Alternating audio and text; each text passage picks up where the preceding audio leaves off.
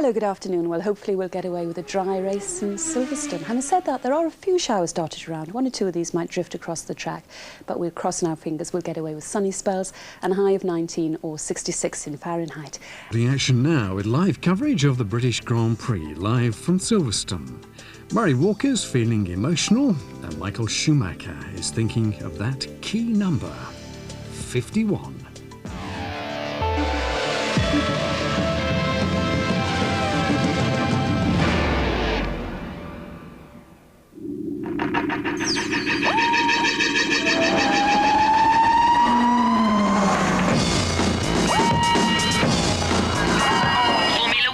ITV in association with Texaco.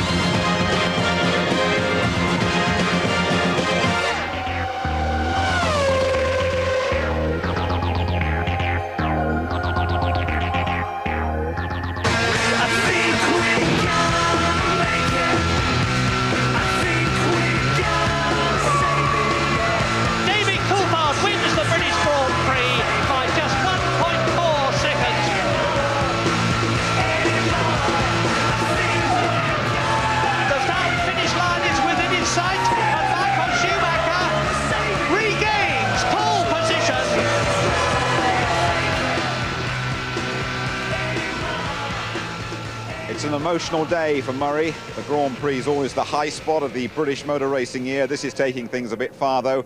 Welcome to the top of the hoist, location of one of 35 cameras covering the event. This thing's capable of lifting you over 200 feet into the skies above Silverstone. Don't worry, I'm not going to ask you to join me up here. All you have to do is settle back and enjoy the view from the best seat in the house. It is the British Grand Prix on ITV.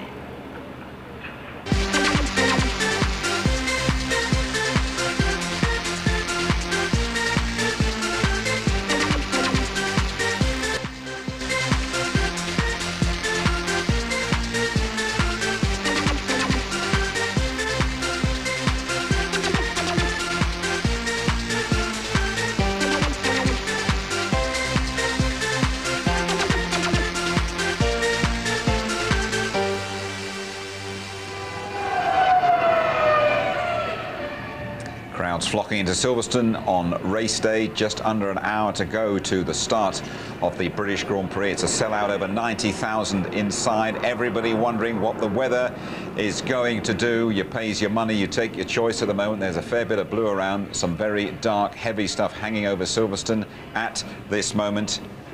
And those showers could arrive. Who knows? A sellout, though, Silverstone, to see if Michael Schumacher can emulate Alain Prost's all-time record, 51 victories. David Coulthard, he's gone quickest in this morning's warm-up, 31 points behind. He remains the prime challenger. Barrichello's Ferrari is going better than Ralf Schumacher's Williams, and Montoya making the top 10 in his first British Grand Prix. Quite glad to be back at ground level in the ITV studio. Here we are, the Royal Automobile Club trophy for the winner of the Grand Prix. And just looking down, the name etched there, 99 Coulthard, 2000 Coulthard. Tony Jardine and Mark Blundell with me. You think Coulthard might win here, but you don't fancy him for that world title very much, do you? Unfortunately, I think it's just slipping away from him. I think Schumacher and Ferrari are way too strong at the moment. I know Teacher's got his other views on it, but I'm just being a realist. I just unfortunately think it's going to slip away, but I want DC to win today. I just go on the twists in the sport, and last year Schumacher lost 3 on the trot engine, then 2 crashes, and he needs that sort of thing to get back in. But a racing driver and a team never say die, they never give up. They're always in there, and that's what they've got to do. But DC does need to win today. So 70 points still available for the winners of the last 7 races. If we look back to qualifying, we were all a bit upset that it took over 20 minutes for the cars to go out. But Mark, when Mika Häkkinen went out, he moved pretty well for a guy allegedly retiring. Well, I mean, retiring. He's not retiring, this guy. Look at him go. I mean, impressive performance. McLaren are back up the front end of the grid where they belong. Race pace is going to be ideal for them today. I think it's going to really suit their car. And the McLaren's going really well. All eyes are on David Coulthard. He starts from the second row, Tony. Hasn't won since Austria, but the car is feeling better and better. I think they're much more settled now after the Newey situation. Bridgestone have brought some new tyres here. The car is much stronger in race trim, so he's looking forward to the event. He's not worried that he's on the second row. Michael Schumacher, just one win here in 9 races. His first Silverstone pole, though, this year. Yeah, first pole for Michael at Silverstone, and an impressive pole as well. He really did put on a sterling performance. I mean, the lap time he did was incredible. I mean, I was absolutely gobsmacked when that turned the clock. And he is going to be the man today for me. I think he's going to be very difficult to beat. Schumacher, Ferrari will go on and win the championship. That's my deal. OK, 1:20.4, that pole time for Michael Schumacher. Tony, just take us through the grid. Well, as you said, I mean, it is his first pole here at Silverstone, the 8th pole of the year for him. But Hakkinen was pleased to be near the front and nearly get that pole position. Very comfortable with the car. Coulthard in good shape for the race, we hope. And Trulli and his Jordan teammate Heinz-Harald Frentzen, 4th and 5th. The local team very pleased with that performance. Barrichello in 6th, suffered with traffic. Raikkonen ahead of his teammate Heidfeld, and Montoya ahead of Ralf Schumacher, both not getting the best out of their cars. Michelin tyres not working that well here for them. Panis is ahead of his teammate Villeneuve, didn't get the best out of their car, the BAR Honda either. De La Rosa, new aero package on the Jaguar, he said it's working. Alesi says they're working well on their Prost car. Irvine happy to be closer to the Williams, he said they're our yardstick because they're also on Michelin tyres. Then Verstappen, but not that pleased with his performance, but happy to out-qualify his teammate Giancarlo Fisichella, 18th and 19th. Bernaldi there, the Brazilian. Alonso and Marquez failed to qualify outside the 107% rule, so just 21 starters. That half an hour was very interesting. I think looking at our team, how they did it perfectly. We were able to run all the 4 tyres. Nobody didn't panic, everybody was relaxed. We did what we planned, and it was really fabulous, really good job, you know. Shame we didn't get the pole position, but next time. It was only half an hour. We tried to get in 4 runs. We tried to adapt the car, so it was a bit of rushing through, honestly. The monitors started to fail. We didn't have lap times anymore, so we didn't have an idea where we were in terms of sector times. So it was a pretty difficult situation. Our race performance is stronger, so we will be a lot closer, but it's such an advantage, I think, to have the track position, and it really depends on what happens on how Michael's tyres work and his stints to see whether we can gain the advantage at the pit stop. Unlikely to overtake him just in a straight battle on the track unless he has a big problem. That was David Coulthard talking after qualifying. Here he is live doing his stretches as well. Over to you, Martin. Thank you, Jim. Well, less than an hour to go to the start of the race, and we've been granted a very unusual audience here. We're backstage, if you like, before the curtain call. Thank you for talking to us, David. What we really want to know is, well, I mean, we see you guys on the grid, and of course we see you out on the racetrack. What goes on in the build-up? I mean, I've seen you signing autographs and just busy. Looks like you're too busy to me. Well, obviously the British Grand Prix, there's a lot more goes on than at the French Grand Prix, for instance. We've had Paddock Club appearances for the sponsors. We've always had our all-important strategy meeting, which went on a bit longer because of the importance of just trying to make sure we cover all the scenarios. And normally I'd be upstairs here in the back of the motorhome. I'd probably lie down for 10 minutes, but we've missed that opportunity today, so I'm just getting some stretching done, ready for the race. So would you manage to ever literally fall asleep? Can you do that? Are you able to do that with such an important race so close? Yeah, I think, you sort of 10-minute catnap, then normally before qualifying I do that, normally before the race as well. Your mind's obviously active, thinking about the start, thinking about setup, things like that, but you do doze off for a few moments, and I think it's good just to recharge the batteries. Now, are you sitting and thinking, right, I wonder what Schumacher's doing today with strategy? Will Mika help me out if I need him to in the championship? Do you bother your mind with that? Yeah, of course you do. Ultimately you have to do the best job with the information you have with your own car and work the strategy that you believe to be the best given the tyre wear and the fuel effect. But you do want to try and have a basic understanding of what Michael might do. Obviously I know what pit stop Mika's going to go for, planned, and we know what strategy we're going to run as a team in terms of trying to give the team the best chance of fighting for the championship. So what do you think your chances are of making it hat-trick today? I think they're not too bad. The car was quick in the warm-up. As we've seen all year, Ferrari have had an advantage in qualifying that we haven't quite been so strong in that area. In the race, it comes down to track position. Ferrari hold that at the moment, but we've got pit stops to try and see whether we can gain the position. All right, well, we don't want to hold you up any more from your stretching. Thanks for talking to us at a crucial time of the afternoon. Back to you, Jim. Well done indeed, Martin. And Martin's grid walk, of course, coming up in half an hour's time. A real privileged bit of access, that, with David Coulthard. I mean, certain drivers like Jacques Villeneuve, they won't talk to you for a couple of hours before the race, I don't think. Does that surprise you, David, doing that with less than an hour to go? Well, I think he's just relaxed at the moment, but you know, give it another 20 minutes, 25 minutes or so, then he's going to start to get the butterflies. And believe me, you do get butterflies. All Grand Prix drivers, no matter whether they're new or the experienced guys, they get nervous before a Grand Prix. What were you like? Did you bite a few heads off in the closing moments before a race? Yes, he did. I could be a little bit. You normally do. Yeah, you know, it gets to you. I mean, but all the excitement, all the pressure. But when you get on that grid, everything calms down and you slow the whole thing down in your mind. Off you go. Okay, thanks very much. There's a lot to come before the start of the British Grand Prix. Some great Murray moments and Murray memories. We'll have a word with Ross Kemp, working in that Jordan pit this afternoon. A couple of surprise guests are going to be popping in to see us as well. But now let's focus on Michael Schumacher. What an astonishing season he's been having. 3 times world champion, massive odds on, despite Tony Jardine for his 4th crown on pole again this afternoon. Half a dozen wins this season, 3 second places, 50 Grand Prix victories. Schumacher's Ferrari looming in the mirrors of record holder Alain Prost. James Allen reports. Some drivers race for their place in the history books. Others go from season to season just trying to beat the best. Michael Schumacher has never had an eye for history, but this weekend offers him a date with destiny as he seeks to take a record which Prost has held for 14 years. The Frenchman is philosophical about it. If you can judge, obviously he's one of the best. I would never say this one, even Ayrton or me or Fangio, or you cannot say he was the best, or some people say that, but I would never say that. As soon as you arrive Formula 1, it was very quick, he's very clever, and the most impressive thing is he has managed to get a situation at Ferrari where he can do his job in a very special ambience, atmosphere, special team. Alan, do you remember how you felt when you won your 51st Grand Prix? For me, when I won the 51 Grand Prix, it didn't make a difference because I was already holding the record. Obviously, when I won, when I've beaten Jacques' record in Estoril 87, when I beat his 27 wins record, then I felt really, was really something, you know, really proud.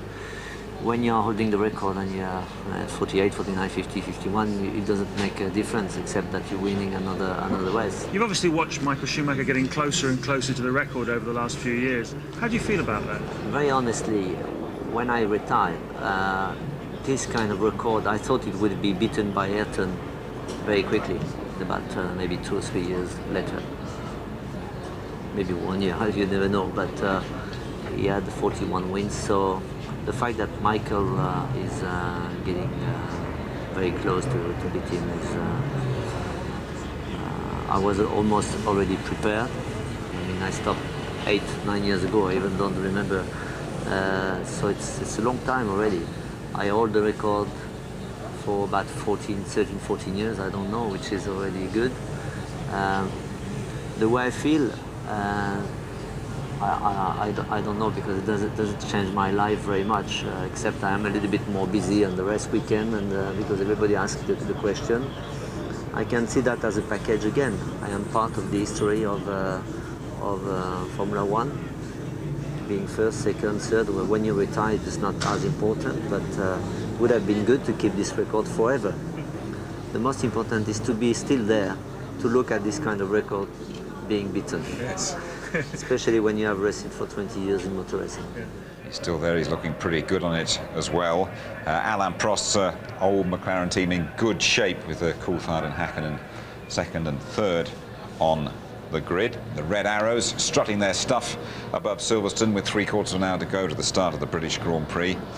David Coulthard, who we just spoke to live, trying to become the second British driver to win the home Grand Prix 3 times on the trot. Jim Clark, he won 4 on the bounce back in the 60s. Just wondering how much help David will get on the way.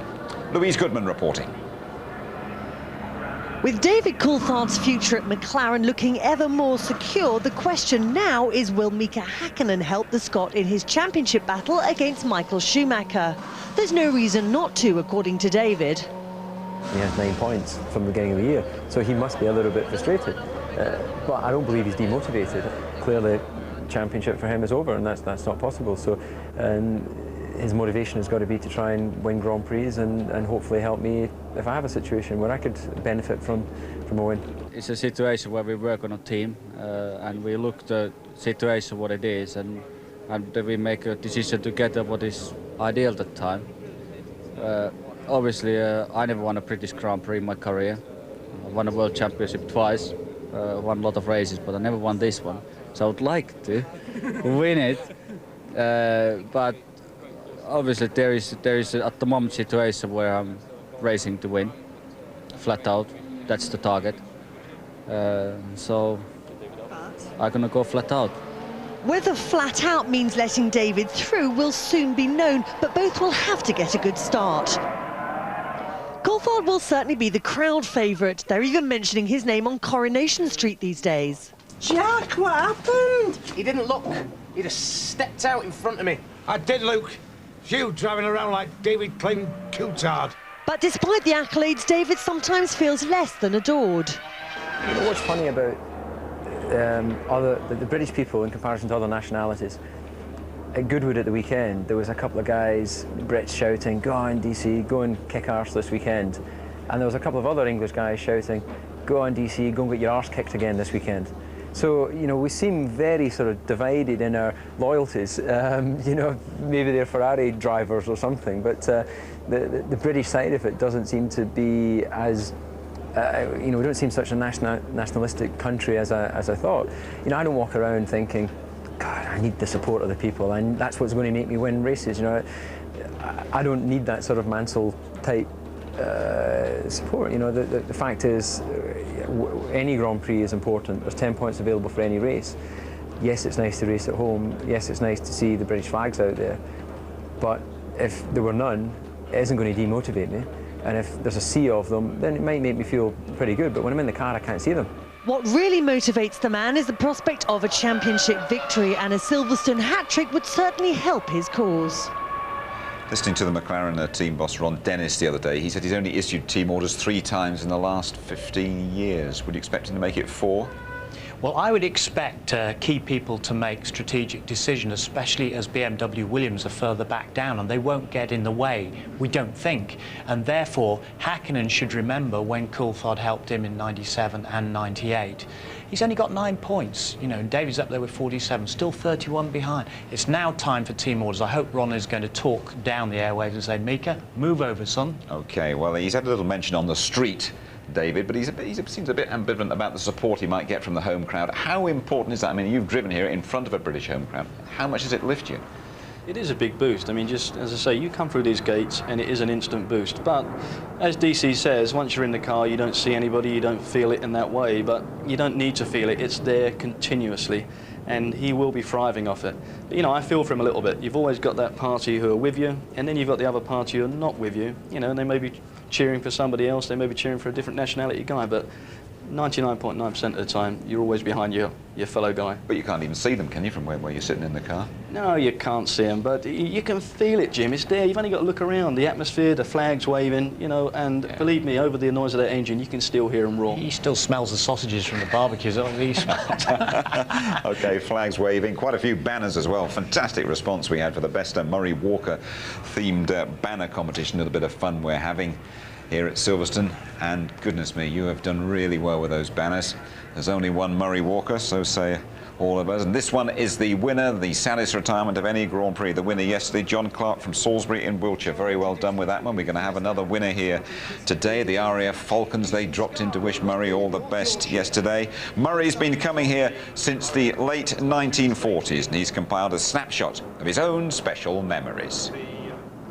Silverstone is very special to British motorsport and to me, because it's the home of the British Grand Prix and the British Racing Drivers Club, and it's where I gave my first ever commentary at the 1949 race. There have been some fabulous events here, including the first ever Formula One race in 1950, where the awesome Alfa Romeos ruled the roost and the Italian driver Giuseppe Farina won. But the next year, they were beaten by Ferrari. 1960 saw an incredible comeback by Graham Hill, who started last in his BRM, but fought his way up to leader Jack Brabham and passed him, only to spin out with just 6 laps to go. But typically, Graham stayed to applaud his friend to victory. In the 1960s, the British Grand Prix was dominated by the great Jim Clark, who won 5 times in 6 years. In 1965, in a sick Lotus, he beat Graham Hill's BRM by a mere 3 seconds. Jim Clark, one of the greatest of all time. 1969 saw a spine-tinkling battle for virtually the whole race between Jackie Stewart's Matra and Jochen Rindt's Lotus, which Jackie won when Rindt retired. There have been some great British wins at Silverstone, especially John Watson's for McLaren in 1981, which had the crowd on its feet. And the British Grand Prix has been won by a British car with a British driver. For me, though, the greatest ever victory at Silverstone was Nigel Mansell's for Williams Honda in 1987. After a 20-second stop, he battled with his hated teammate Nelson Piquet, took the lead at Stowe Corner with a sensational passing move and won. Mansell has won the British Grand Prix. In 1993, Damon Hill led, only to retire. But in 1994, he won the race his father never had with a superb victory for Williams. I don't know quite why it happened, but I mean, it's just a dream come true that I've won the British Grand Prix. And I feel like that has completed the little hole that my father left in his record. And I'm sure that he'll be delighted, and I think it's a wonderful thing, and I really don't know what more to say. And it was another British win in 1995 for Johnny Herbert. But the race will always be remembered for another reason. Oh, what's happened? Damon's lost it. It's Schumacher. They're both off. They're both out. Damon Hill had tried to pass race leader Michael Schumacher with an impossible move, which finished their race in the gravel. The most unusual victory of all, though, was Michael Schumacher's in 1998. For thanks to clever exploitation of the rules, he won while stationary in the pit lane taking a time penalty. Even he wasn't sure if he'd won. Schumacher crashed and broke his leg in the 1999 race, and Britain's David Coulthard won for McLaren, as he did last year. David Coulthard wins the British Grand Prix. David is Britain's only hope for the World Championship this year, so fingers crossed for a Coulthard hat-trick. Thanks, Murray. More Murray memories coming up. This fella might have something to say about David Coulthard hat-trick. He's on pole. Not in that little beauty, though. Michael Schumacher. That car produced Ferrari's first World Championship win here 50 years ago, driven by the Argentine, the old Pampas bull, Froilan Gonzalez. Bernie Eccleston owns that little motor, by the way. He will listen to offers in the region of £4 million for it. And Michael Schumacher just sampling a touch of Silverstone, and the sellout crowd. Still lovely weather here, enjoying every moment on it. Well, 7 of the 11 teams here are British. It's a day out for those hidden toilers in the factories. Silverstone's going to change dramatically in the next couple of years. Let's sample the present version. Heinz Harold Frentzen put the Jordan on the front row last year. And here's Martin Brundle once again to talk you round. Looking over Heinz Harold Frentzen's left shoulder as we head down the pit straight towards Copse, 185 miles an hour, down just 1 gear. Look for the tiny curve on the exit and away towards Maggots. A left-hand curve into Beckett's corner. Look at this for commitment. Just a little blending of the left foot brake, no lifting of the throttle, now into the second and third part, around 120 miles an hour. Full throttle as you head into the Hangers straight. Diagonal that to be on the left-hand side, ready for the Stowe corner, 190 miles an hour. Look how damp and greasy the track is offline, but still full commitment for Frentzen. 145, a little bit of a correction through the middle. Now heading down towards Vale, over the slight crest, brake hard, down into second gear, just 55 miles an hour. Feed the car into club, a little bit tighter initially, then it opens up before your very eyes and 160 miles an hour. Before the exit, rising gently uphill. Get ready for the Abbey chicane, 185 miles an hour on the way in. Brake and come down 5 gears to just 70 on the way through. Car working hard on the curbs. You're looking at Bridge, 165 miles an hour in the heart, and immediately to the right for Priory, 105 through the middle. A short squirt down to Brooklands. Just 60 now through the apex. Neat and tidy there for the Jordan, and launch into Luffield. A long, clumsy, boring right-hander. Just 70 on the way through. Now you can get on the power, and immediately building up already to 170 miles an hour as you go over the line. You had an eventful British Grand Prix round here once, didn't you?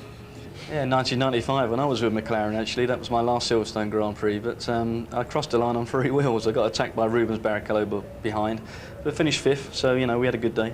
It tends to get a bit windy around here, and it's the fiddly bits that the drivers don't like. Yeah, the infield complex is a little bit tricky for them, especially if the conditions get wet, but there's some challenging corners around here. Beckett's is big track stuff, you know. And lots of developments to upgrade the whole circuit, Tony. Yeah, well, Bernie Ecclestone described Silverstone as like being an old Victorian house which has to be patched up all the time, but a lot of money has been expended, more than any other track over the last 10 years, and they're aiming to make it a centre of excellence, have it all finished by 2003. If they get their way, over 90 million will be spent on it, and you see work has started. Thank you, Tony. The RAF Red Arrows continue to entertain. Just over half an hour to go to the start at Silverstone. It remains dry. Let's join Beverly Turner, ducking and diving over there, and finding 1 or 2 celebrities for us. Okay.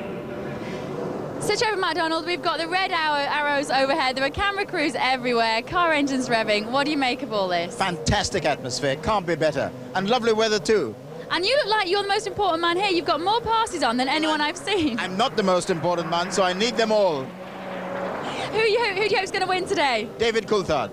Yeah, you were rooting for the Brits today, aren't we? I'm rooting for Brits because this is a wonderful atmosphere. It's our race course, and we should have a British winner. Great. Go get some earplugs in and enjoy the day. Thank you. Let's hope he's right. He'll be used to a little bit of noise in his ears. Well, Sir Trevor and Beverly's also been sampling the Grand Prix contrasts around the campsites and the ball, and we will catch that after the race. Everyone in Formula One has their favourite Murray Walker quote. Here's a couple of British driving stars. Mansell is slowing down. He's taking it easy. No, it's a new lap record. Murray said the line, and Mansell can see him in his ear. I think he meant his mirror.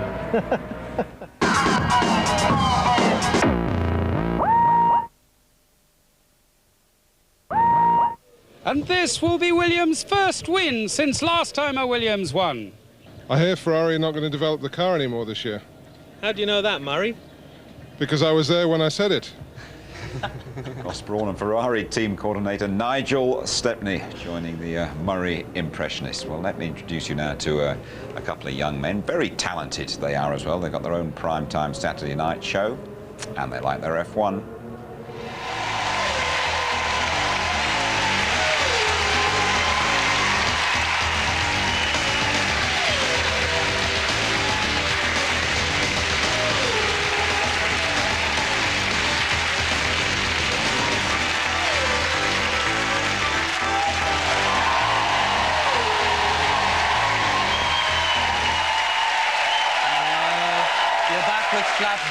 I'm Grim Rosenthal, and next to me in the commentary box today I've got Murray Baby Walker. And hello, Grim! Can you join us here on the starting grid? And this is unbelievable! What is, Murray, the atmosphere? No, my trousers are far too tight! I'm not happy, Dec. Do him! I mean, I'm deep down, I'm a sensitive sort of human being. Have I gone really red?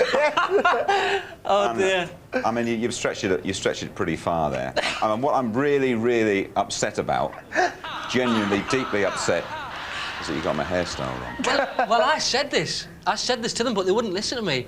I said, Jim's got much better hair than that. You designed the costume, what are you talking about? And it was your idea, apparently. I don't blame it on me. I absolutely second that. Oh, it was great fun. But the actual school to win here this afternoon? It looks like that, but you know, I've got my fingers crossed for David Coulthard as well. Hopefully he's going to do very well. You've been studying the form book a bit, Ant, haven't you? Well, you know, we've been talking out in the paddock there, and we've been saying if it stays sunny, Coulthard's very good, but if it turns wet, then Schumacher's always good in the wet. Is he now? He is indeed. Thanks for that. Well, we're just about done here. I know you've got a new series coming up next year. I'll just say one thing to you. Sort that makeup out, will you? All right? Oh, well, you took it in good spirits. Cheers, Jim.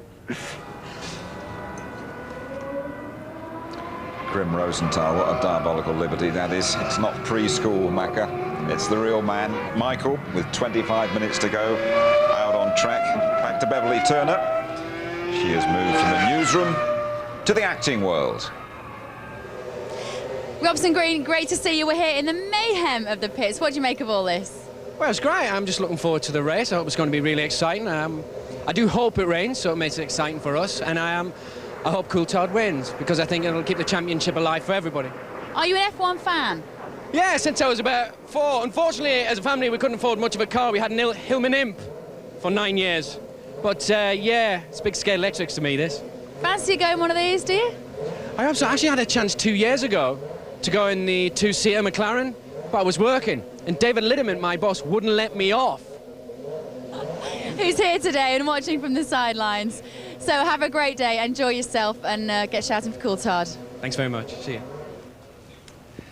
Well, no one closer than Silverstone than the Jordan team base, right across the road from the main entrance, and they need a mid-season boost. It could happen today as well if their qualifying performance is anything to go by. Jarno Trulli and Heinz Harald Frentzen were mixing it with the big boys yesterday. They turned in the team's best qualifying performance of the season at Jordan's home Grand Prix. It's a very special place for us. As I say, our factory is less than 100 yards from the store here, and gives everyone that little moral boost, because God knows we needed it this year. It's been a little bit disappointing. But while Eddie was enjoying the moment, his drivers were obviously determined not to get carried away. We haven't developed the car very much, but for sure we need to work very hard, because we can see our car is pretty competitive, especially in a qualifying condition. We just have to work very hard for the race. It's no secret that we are eating the tires, especially the rear tires, more than the teams like McLaren and Ferrari. We seem to be very strong in qualifying and closer to them than we are in the race. We lose relatively time to them in the race, and that's where we have to look for. So is there a chance that you will be going backwards rather than forwards then?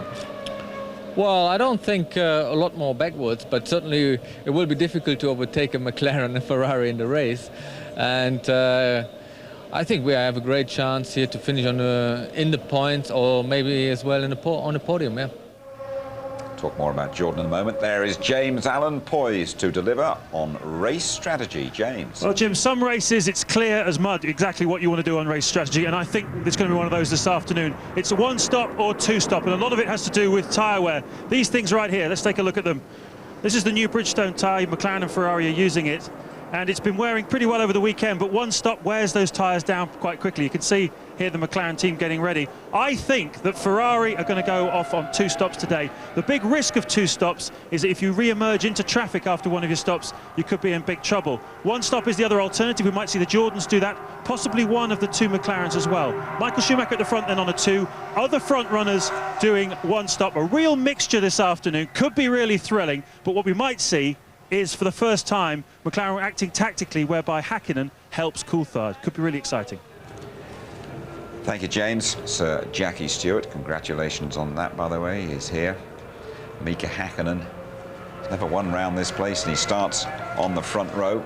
Tony Giardi, let's have a little word about the Jordans, who went so well. Their best session of the year, I think it was in qualifying, but they've had a very disappointing season so far. Well, each of the drivers, they've had a 4th place each, and they've had 5th places. And on the back of Jarno's 5th place in France, I think they've had quite a boost. Those drivers work very well together.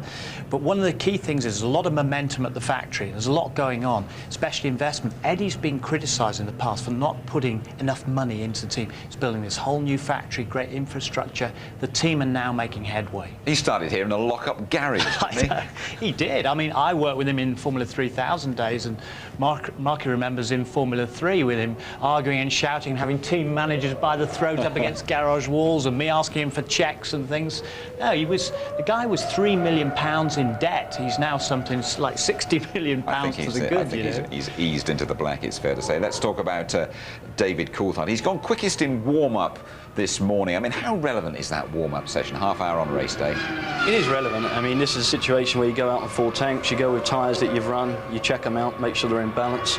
But, you know, he's quickest, yeah, that's good. But Schumacher, Ferrari, they sandbag, and sometimes it shows up in the race. And he will want it to stay dry, and it looks as though we just might avoid the rain at the moment. We might avoid the rain, but I think I'm with Robson Green. I think I'd like a little shower just to liven things up in the mid-race. OK, then it's not long to go now before Murray Walker's last race commentary here at Silverstone. And above all, Murray has been a great entertainer. He's given fantastic value over the years. Hello, I'm Murray Walker.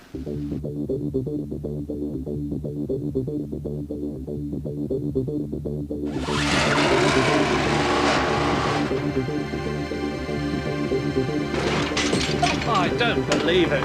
Here's Martin with a... Yeah, looks like watching ITV or something. Shovel. 1, 2, 3, 4, 5. Go, go, go! Go! Go! Go, go, go, and go! Now! Jock and Ritz takes the lead in the Parabolica on the last corner, on the last lap. And it's going to be a Fritz match for the win. It must be. It's over the line together. And it's almost a dead heat. It's Jackie Stewart. As they go up the hill for the third time. Brian Gosling absolutely steering form, who won as big in the hill and looks as though he's going to do the same here. Prix first, Prix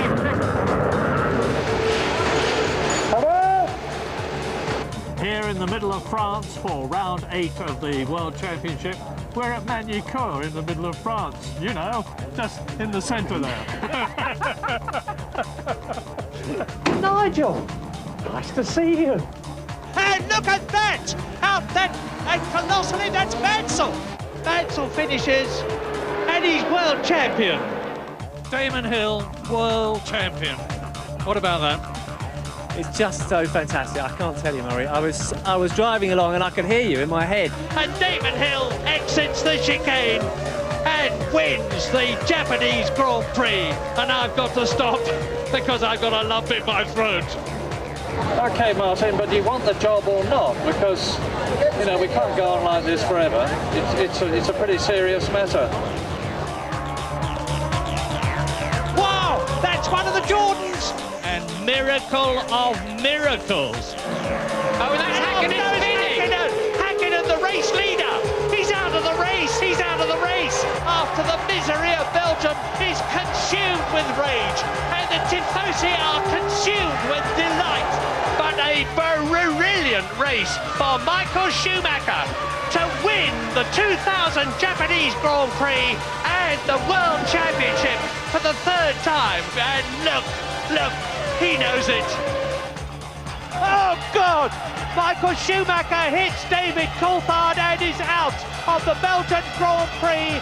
Senna is trying to go through on the inside, and it's happened immediately. This is amazing. Senna goes off at the first corner, but what has happened to Prost? He has gone off too. Now, test drivers know better than anybody the problems of driving under tough conditions because that's their job. Just like it's like being in a catapult. Like I imagine being in a catapult. You just go wham! Oh, come on, sorry. Mika Hakkinen collides and into the tyres. I've done that. You'll love it. It's fantastic. Now, you were in the points here for Benetton last year. What's the new Nürburgring? Jordan, or even Jordan. Looks through a completely clean windscreen, and that's the big advantage, of course, of being in front. And that's the big disadvantage of getting your line wrong. Pardon? Now, for real spectacular driving, watch this. And nearly, that's it. There's a big body job to be done. It's the most most stimulating, exciting, rewarding, dramatic, innovating experience I have ever had in my life. Fabulous. And a fabulous life as well, Murray. Formula One needs you. The banner competition rages on. We'll give you the results and show you a few more of them, and so say all of us. Sorry to see you go, go, go. He's not going quite yet. He'll keep him crafting until the end of the season. Just to remind you, this is last British Grand Prix commentary. Best wishes. Commentating is one thing. Murray retiring is quite another. And as I say, we'll keep an eye on those banners and we'll show you the very best ones after the race. Could be an interesting race down there in that Jordan garage for you, Ross Kemp. How are you doing? Rather nervous, Jim, as you can probably imagine. Terribly excited at the same time. The atmosphere down here is incredible. As you see, well, they there goes Schumacher. There we go. Yeah, it happens every day to me, of course. He normally drives on your foot, doesn't he, Michael Schumacher? Now, we talked to you yesterday. We know you're obviously part of the pit crew, but we weren't exactly sure what role you'll be playing. Could you help us with that? What I'm going to be doing is I'm going to be doing the fuel guard that prevents, hopefully, the petrol igniting on the exhaust. The exhaust gets so hot, they can ignite the petrol just through the fumes and then take up what's in the engine. So it looks like I'm cleaning a swimming pool, but actually I'm not. And we'll see the full thing in a couple of weeks' time at Hockenheim. But do you expect your old ticker to be racing a bit when the Jordans, Frenson and Trulli come your way for those stops? Well, very kindly, they've put a heart monitor on me, so we'll be recording how much my heart rate goes up. But at the moment, I think I'm running a marathon at the moment. I'm near 100 already, and I'm standing still. And this is the big day, just to remind you, you've had a few sort of harsh lights in your face over the years, but no going back now. No. I live and die by it. Eddie's threatened to shoot me if I mess up, but so I'm definitely not going to try and mess up anyway. Hey, listen, you have a very good day, and we look forward to seeing the complete story in a couple of weeks' time. Thanks very much, Jim, and thanks everyone at ITV. Thank you. Cheers, Ross. Thanks for joining us. There we are, just under a quarter of an hour to go, and the British Grand Prix will be underway. Just peeping around outside our commentary box. There's more blue in the sky now. And just get the feeling we might have a dry race, although a little bit of rain always does spark things up.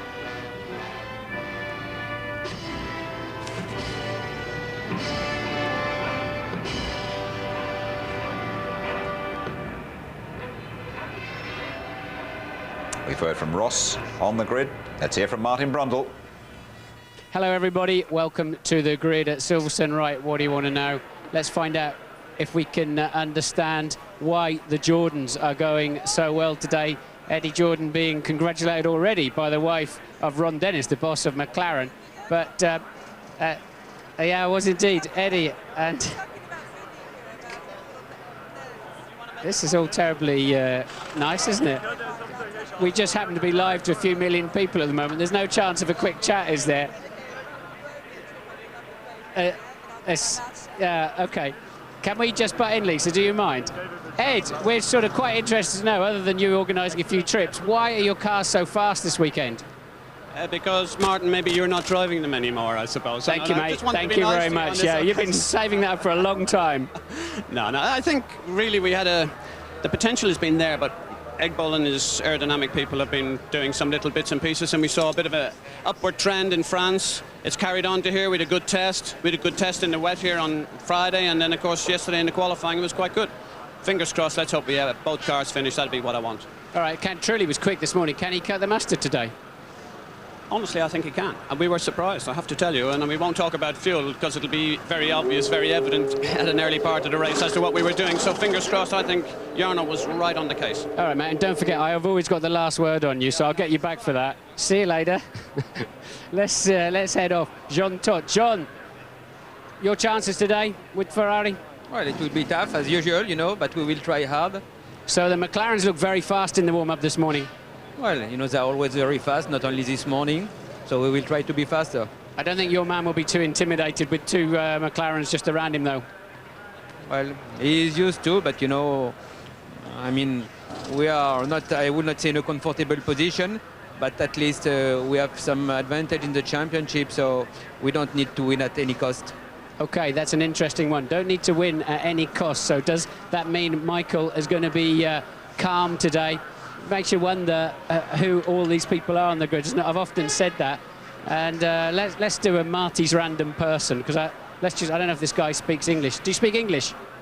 Yes, just a little bit. I'm French. You're French, okay. We're just doing a random person, because I've always wondered who all the people are on the grid. Who are you? Who are you with? I'm Cédric Voisard, and I'm working for Le Figaro, the daily newspaper in France. So you're a journalist? You're a journalist? Yes. Who do you think's going to win? Sorry? Who do you think's going to win? Maybe Mika. That could be great for him. Do you think so? Yeah. Okay, yeah, I think so. There's a lot of support here for Mika today, and there's a face you might recognise. Damon Hill, of course, Paul Stewart. Damon, sorry to interrupt, it's a bit rude of me, but quick word for a few million of our mates here. Well, I've always wondered what people did on the grid during race, and I thought, so I'll have a look and do it myself, and I don't know why I'm here, but it's very exciting. Well, who have you met? I mean, have you met any famous people? Well, I met you, and there's Paul here. No, it's too, you know, it's just mad. I mean, there's people trying to race here, and all these things, famous people turning up. We just had a quick word with one of them. It's just amazing, but can't you afford a pair of scissors or something? What's this new hairdo? Is that for the Conrad band or something? It's not actually, it's attached to the hat. I'll take it off, it's not there anymore. Right, I see. It's a wig, is it? Good to see you. We'll have one more wander down the front. So the McLarens then have got it all to do. They're very, very fast in the warm-up. Michael Schumacher under pressure here on pole position. He hasn't got the Williams between him and his contenders, and he hasn't got his teammate anywhere near to help him out. It's going to be a very exciting and very close race. Back to you in the studio. Cheers, Martin. Thank you very much indeed. David Coulthard needing that home win. He's got to finish in front of Michael Schumacher, really, to preserve lingering hopes of a world title. How about Schumacher? Is he going to equal Alain Prost's record with victory number 51? What about Mika Häkkinen? The man from Le Figaro says he's going to win. Can he win in Britain at last? The yellow Jordans, Trulli, Frentzen, both looking tasty. What about Williams? Are they hiding something? Irvine and Button seek Silverstone inspiration. Stand by then for Murray Walker and the British Grand Prix. Ralf Schumacher has been upstaged by the teenager Jenson Button, who is 20. And that's Jenson Button in the top 10 in 11th position.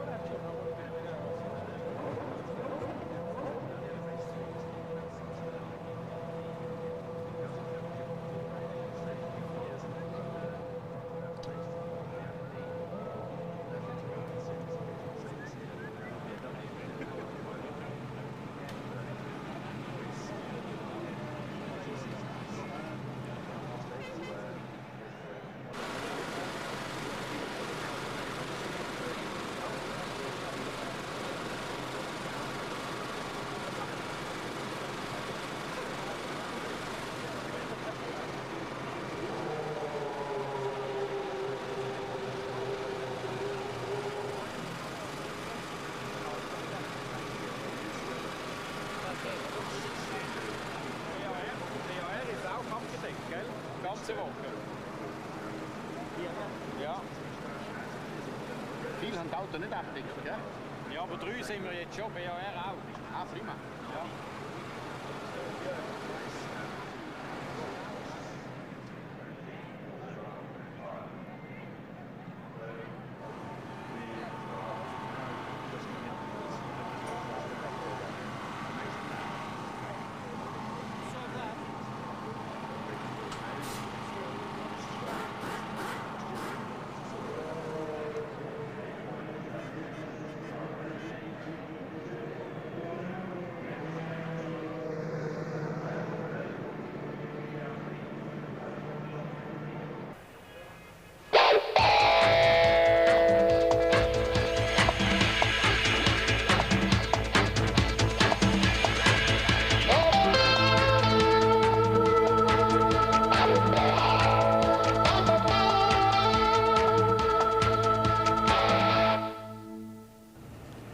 It's Silverstone, it's mid-July, the right place and the right time for the British Grand Prix. James Allen and Louise Goodman will give you all the news from the pits in the commentary box. It's Martin Brundle and F1's top talker, Murray Walker. And are you ready? Because this is the big one. I mean that very sincerely. Round 11 of the 2001 Formula One World Championship at Silverstone in currently glorious weather. This is the race that could decide this year's World Championship. If David Coulthard, who is currently 31 points behind Michael Schumacher, the reigning world champion, does not finish in front of the Ferrari here at Silverstone, he really is going to have a major job on his hands to be world champion this year. But all is not lost. David Coulthard has won here twice already, last year and the year before. And although McLaren have not exactly been away, they are really back with a bang now. Mika Häkkinen, the man who has disappointed so many of us so often this year, not so much through his problems as the cars, is 8 1/1000ths of a second slower than Michael Schumacher on the front row of the grid in second place. And David Coulthard, that double winner here, is right behind Michael Schumacher's Ferrari. But that is the man to watch. Janos Trulli in a rejuvenated Jordan Honda, the man who has deserved to win Grand Prix after Grand Prix, but has never actually made it onto the podium, could very much be there this year. The very likeable little Italian is getting better and better. He's fourth on the grid. He's less than half a second slower than Michael Schumacher, and his teammate Heinz-Harald Frentzen is in fifth position. What about the Williams, I hear you asking, and that powerful BMW engine and the Michelin tyres? Not going so well here. Montoya, who I have been tipping for a win today, is 8th on the grid, and his teammate Ralf Schumacher is in 10th position just behind him. But it's, as ever, all going to depend on strategy, on tyres, who comes in when, and above all, whether it rains. You see above you blue skies and white clouds, but it was just as quick to go from this to rain in the past at Silverstone, and it could go the other way today. What do you think? Some of the teams are talking about the chance of light rain during the course of the Grand Prix. Michael Schumacher then on pole position. I believe the McLarens have a slightly better launch control, the start mechanism they use where the drivers let the electronics take over for them and control their launch towards that first corner copse. An unusually fast first turn here at Silverstone, Murray. They're doing quite a speed when they get down there, well over 150 miles an hour, but at the end of the day, there's only really just enough room for one car on the racing line still. So Michael Schumacher then under attack from the McLarens. Can Häkkinen come into play today? Can there be some team riding, as they would be in Speedway parlance, such that Häkkinen can help David Coulthard in the World Championship? And will he want to? Well, we'll soon know. But you know, that young Damon Hill looks more and more like George Harrison every day, doesn't he? He does indeed, doesn't he? I know it's got nothing to do with the race, but here we go. There we are, you see, those are the lights which are going to indicate that it's soon time for the formation lap to start. And we've seen some pretty dramatic happenings on the formation lap. In 1994, for instance, Michael Schumacher, who's currently in pole position, was second on the grid to Damon Hill. He passed Damon on the formation lap. They had another one, he did it again, and they said, that's enough. Black flag, during the race this was. And Michael Schumacher stayed out. He was in the Benetton. He came in, he took a penalty.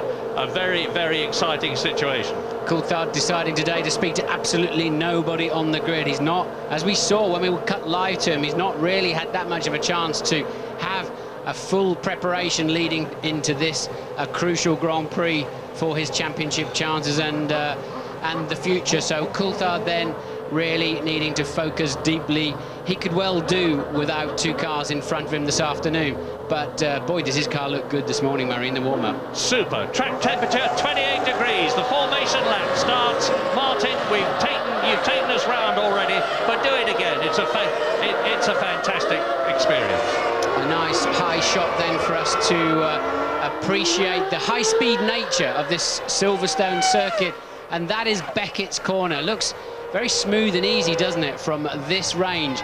But certainly this corner, just talking to Gerhard Berger on the line from BMW, representing the Williams team, of course, associated with Williams, saying we can't get through there. It's high speed, and there's a direction change and a second direction change through that area. And they're losing 3/4 of a second before they arrive on their way down to Stowe. And something then around 150, 160 miles an hour they'll be doing at race speed. And there's quite a little crest there into Val. You can't see the corner, you have to brake just over the top of it. And Club, where you're always scrabbling around to try to get each and every one of your 800 horsepower transmitted, of course, just through the rear wheels down into the Silverstone tarmac and gently uphill to Abbey Chicane then, about 70 miles an hour on the way through here. And Schumacher bunching the pack up then. He does not want to get on the line and wait 40, 45 seconds before they finally finish lining up in places 21 and 22. A sprint there, trying to get some temperature into those rear tyres, and he'll jump on the brake pedal. You sometimes see him actually locking his front wheels on this lap, trying to generate some brake temperature, keep the front tyre temperatures and pressures where they need to be. He knows he's got to have a car that is working from metre 1 of lap 1, because those McLarens are gunning for him this afternoon. Luffield, a long, long right-hand corner. Formula 1 car's a bit fidgety through there, and you have to wait an eternity before you catapult out of there. And to stand and watch a Formula 1 car there is absolutely amazing. The true force and energy involved from the acceleration, the power-to-weight ratio really shows up there, Murray. And they're forming up then, heading towards the grid. And remember the problems that McLaren have had with their launch control in recent races, where both David Coulthard and Mika Häkkinen have been left on the line. They'll have been working very hard on that. But watch also those yellow Jordans. In pole position, Michael Schumacher. Behind him, David Coulthard. Alongside him, on your left, is Mika Häkkinen. Behind Michael Schumacher, Coulthard. Behind Häkkinen is Jarno Trulli. You can see Coulthard's intentions already. Look, Murray, he's got his car pointed in between Häkkinen and Michael Schumacher. He's hoping he can get some grip straight away and catapult between the pair of them. Bit ambitious there for Coulthard, and the tail enders are lining up. Now, is Michael Schumacher going to make a good start and cut across the front of Mika Häkkinen? He's famous for that. 3 lights, 4 lights, 5 laps. Pause. Go, go, go. And Schumacher gets away well. Trulli is up alongside and sprinting into the first corner. It's Schumacher leading, and Jarno Trulli is still 4th. Then off goes the VAR. And Trulli hit Coulthard. Trulli hit Coulthard into the first corner. Did he go off? I can see a Jordan in the gravel trap. And that was a McLaren coming out of the pit lane. It must have been Coulthard. So look, Michael Schumacher then from Mika Häkkinen. And where did Coulthard go? Did he fully connect with the Jordan? I think he did. Well, it's a Williams up in 3rd place, and out goes Jarno Trulli from the look of it. And you can see they're jostling for position at Stowe Corner, but it's a Williams up into 3rd position, and it looks like Juan Pablo Montoya it is, ahead of Barrichello in the Ferrari, who is 4th, and Ralf Schumacher is 5th, and out goes the VAR. Panis is out then, so Trulli and Panis out, and I think Coulthard had a spin. I saw them just touch before they went out of camera shot. And Coulthard and Trulli getting together in turn 1. What a shame for this race. What a shame for Coulthard's World Championship chances. Indeed it is, but Mika's on the boil. Look at him right behind Michael Schumacher, and Montoya in that very powerful Williams BMW in 3rd position. He's doing much better than he could have expected to. He's gained 5 places already, and we're still on the first lap. Coming towards the end of it, Schumacher leads, Häkkinen 2nd, Montoya going very wide in 3rd place, Barrichello, Ralf Schumacher, and Raikkonen is 6th.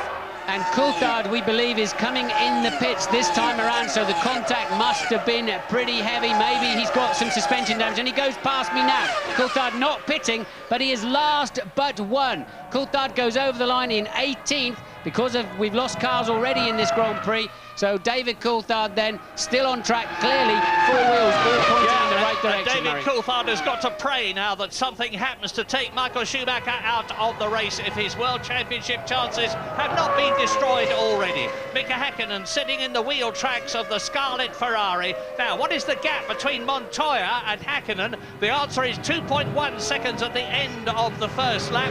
Be interesting to see whether he's closing up. Remember that the Ferrari and the McLaren are are both on Bridgestone tyres. Montoya is on Michelin's. Mika Häkkinen having a look. And the first three are breaking away from Rubens Barrichello, who is fourth. We've got a two-horse race, I think, here, because Montoya, I do not believe, has got the car or the tyres underneath him. So these two are going to scamper off into the distance. We'll watch Coulthard with interest. We're hearing from the F1 ITV pit crew. Coulthard decided to stay out. The team are ready for him if he chooses to come in. They wonder if he's got some damage. We didn't see exactly how he went off, where he went off, but he emerged out of the pit lane, so I imagine he had a big spin towards the inside of Copse. Yeah, and you know, the most interesting thing I've heard this afternoon, Martin, was when John Todt was talking to you on the grid, and he implied that Michael Schumacher did not necessarily have to win, that he might therefore be satisfied with something less than first place, provided it got him points, and provided it got him more points than David Coulthard. It's certainly doing that at the present moment. David Coulthard in 18th position of replay. And here we go, we've missed the action up the front. That is Panis getting together what looked like with Villeneuve. I just caught the beginning of that. But, and Coulthard is indeed coming out of the pit lane, look, so he must have spun to the inside. Let's see if we can see it this time around again. That's Panis's little trip across the gravel. He will eventually get beached in the same gravel trap already is truly. Now let's have a look. Coulthard going around the outside of the Jordan understeering. Coulthard nipping him slightly, and yes, Coulthard spins, look, a long, graceful but critical spin to the inside of the racetrack, out of harm's way. Has it damaged Coulthard's rear suspension? It's clearly damaged Trulli's front suspension. Yeah, while he spun, past him went Barrichello, Schumacher, Raikkonen, Heidfeld, Frenzener, Lacey, Villeneuve, Verstappen, De La Rosa, Button, Bernoldi, Irvine and Bertie, and David Coulthard is in 18th position, fighting his way through the field as Mika Häkkinen fights Michael Schumacher, who will, I am sure, know that David Coulthard, his chief World Championship rival, is out of the race. The Ferrari radio signals will have told him, and there's somebody else off. Coulthard, let's look. It's David Coulthard. David Coulthard's race is over.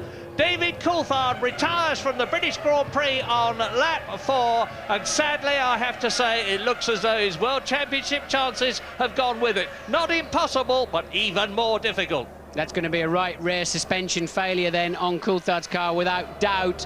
And he was struggling around at the back. We heard he was definitely coming in that lap anyway. I'd be surprised if they could do anything about that damage, because it's quite significant to change a rear wishbone. But Coulthard then out of the race, and we're on lap 4. Oh, what bitter gall for David Coulthard. This is race 11. He's finished in the points in every race except one this year, and that was the Canadian Grand Prix when his engine let him down. And here we're watching Coulthard now. Oh yes, he's out of shape long before the corner look. So what would happen is one of the links on the rear suspension would break, and it starts turning the car from the rear, almost as if your steering wheel's connected to the rear wheels instead of the front. And Coulthard then couldn't make it back to the pits. And McLaren have yet to have both drivers finish in a race this year, with Michael Schumacher now on lap 4 out of 60 in this British Grand Prix at Silverstone. Mika Häkkinen dogging his wheel tracks, but what a gap there is between them. It's 3.2 seconds now between Mika Häkkinen, who is in second place, and Juan Pablo Montoya, as Häkkinen goes for it. Häkkinen takes the lead on lap 5. Brilliant bit of driving. I think Michael made a mistake. Michael got wide out of Copse, and I don't think he really wanted to fight too hard either. Remember what Jean Todt said to us on the start line, and Häkkinen positively moving away at a vast rate of knots. Let's try and understand what Schumacher did there. It looked as if he either just got a little wide on the exit of Copse, or just decided to yield and get Häkkinen out of his mirrors and concentrate on maximising the 6 points this afternoon. Michael Schumacher will already know, rest assured, that David Coulthard is out of this race. Yeah, Michael, very much the thinking man's Formula One Grand Prix driver. He sized up the situation. He knows he doesn't have to win. He can get a minimum of 6 points more from David Coulthard if he stays where he is. But I wouldn't have expected him to drop that far behind so quickly, Murray, to be perfectly honest. In the back of my mind all the time, I'm saying to myself, has he got a problem? What matters as we watch this replay of Mika Häkkinen diving past the Ferrari, which, as Martin says, Michael Schumacher does not fight at all to stop it going through. The important thing now is to watch Montoya, who was 3.8 seconds behind on the previous lap, and see whether he starts catching Schumacher, in which case we will know that he has got a problem. So Michael did get a touch wide in Cox, but not so much. He's now 1.9 seconds adrift. Last time around here, they were absolutely side by side, of course. Michael already beginning to fall back towards Montoya. So what is going on inside the cockpit of that Ferrari? But the crowd are on their feet as Mika Häkkinen came around to lead the Grand Prix, Murray. That's unusual considering the sea of red caps outside our window. Yeah, we want to see Mika Häkkinen back. Third place. He's only had one podium this year in Canada and a couple of sixth places to give him those 9 World Championship points that he's got. But what's going on behind? Well, Rubens Barrichello in the Scarlet Ferrari, and there he is in 4th place, coming down to Stowe Corner, being pursued by the BAR there. That's Jacques Villeneuve, who's in 10th position, chasing Jean Alesi.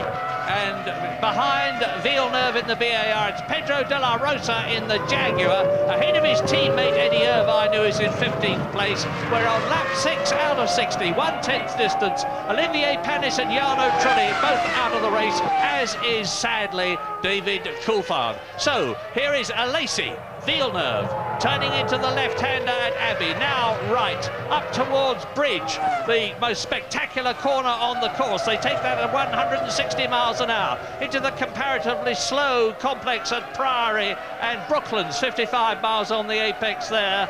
Then round the double right-hander at Luffield, accelerate away round Woodcote, and Jean Alesi in the Prost leads across the line. The BAR, there's only one BAR left in the race, of course, only one McLaren left in the race, and only one Jordan left in the race. And Heinz Harald Frentzen, who started 5th, is down to 8th position. And Luciano Berti then is out of the race. He's going past our window here. There he is. Now you see it in the Prost, and look at that line of oil behind him. He is off the racing line. That's a difficult car to recover from there, Murray. A very difficult car, especially if he hasn't got it into neutral.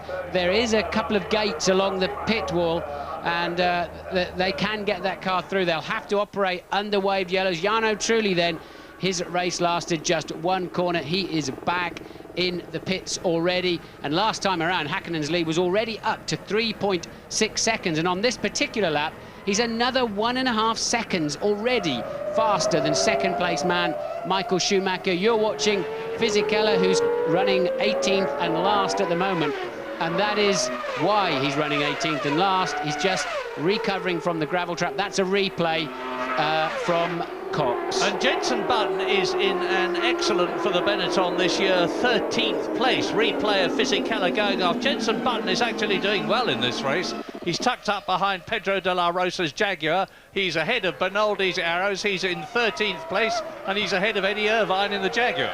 A few people having some dramas on Bertie's oil coming round here, getting well out of shape. The red and yellow striped flags are waving aplenty to warn the drivers, because actually it is at the beginning of the racing line of Woodcote, and then now they've got that knowledge, they'll start to move outboard of that. It will be no longer a problem next time around.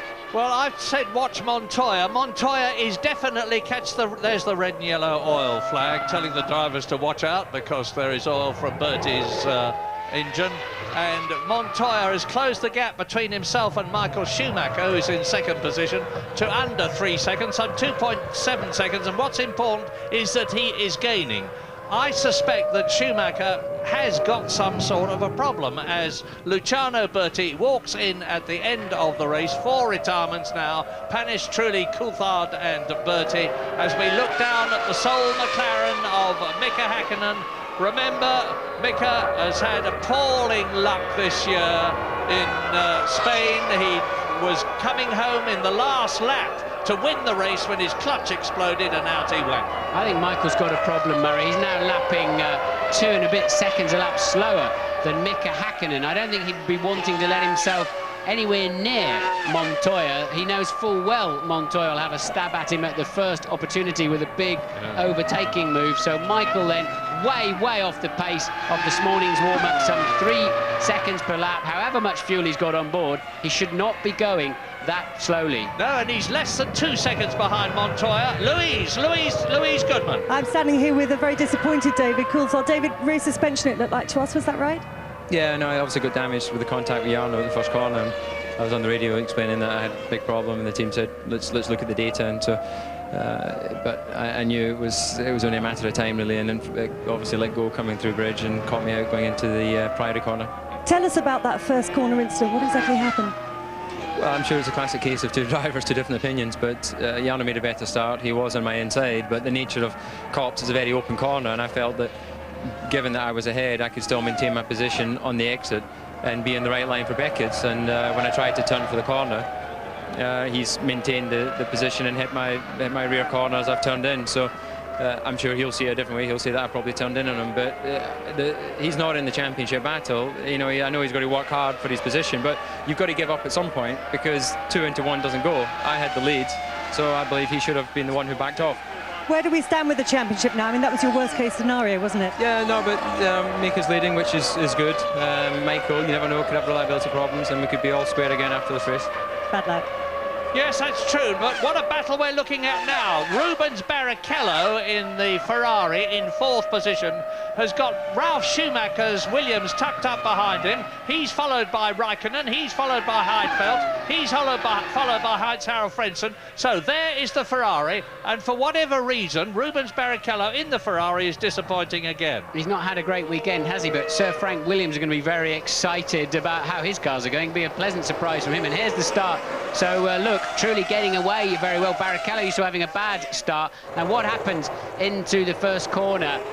Michael, look, front left, gets away well. Hakkinen tucks in behind, side by side, Trulli and Coulthard. Appeared to be enough room. They both went for it. Bit of a racing incident, I think I'd have to call that one. Be difficult to really apportion blame. There's another angle. Coulthard was definitely ahead. Trulli with nowhere to go, didn't want to yield.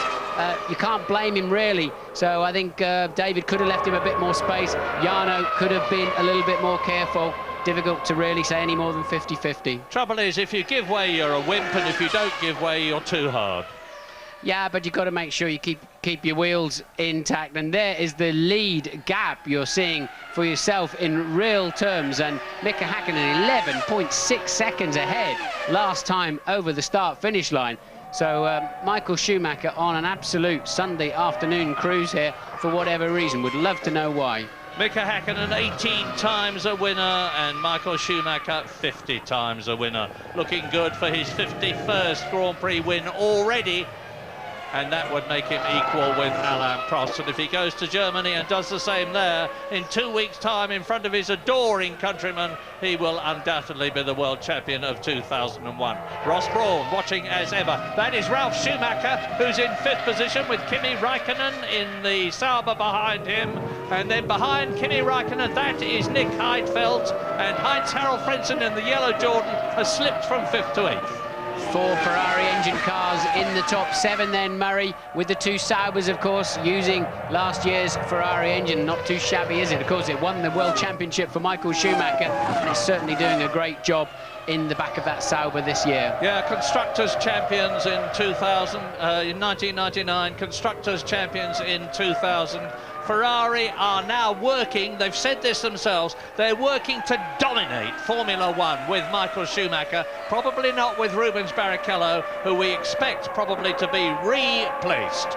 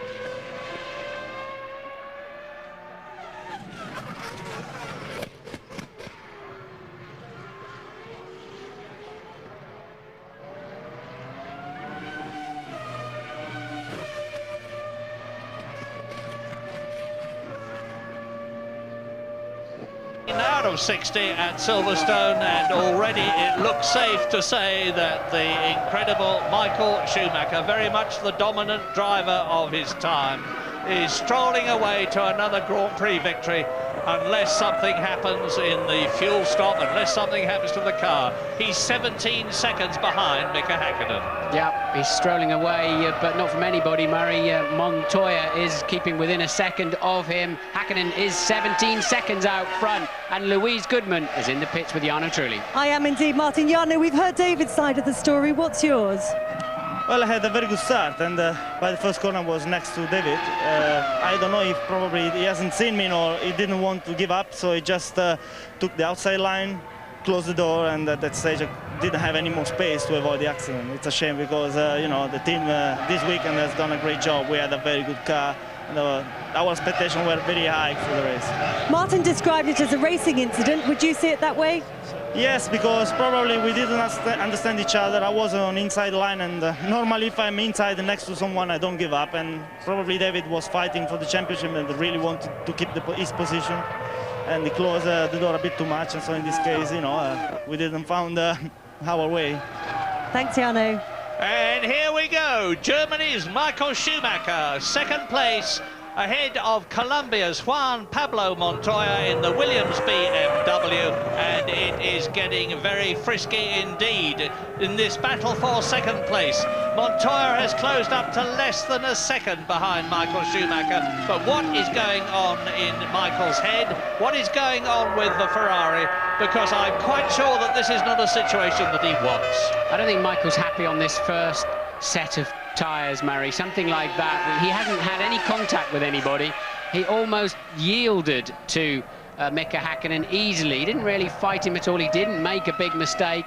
And Villeneuve has finally overtaken Jean Alesi, you're watching now, and we're going to see a replay of that. A good slipstream down into Stowe and a slide and slither up the inside. Alesi realising early on he's beaten, and Villeneuve very much with the faster car there, but I think Villeneuve got together with his teammate in the first corner of the first lap.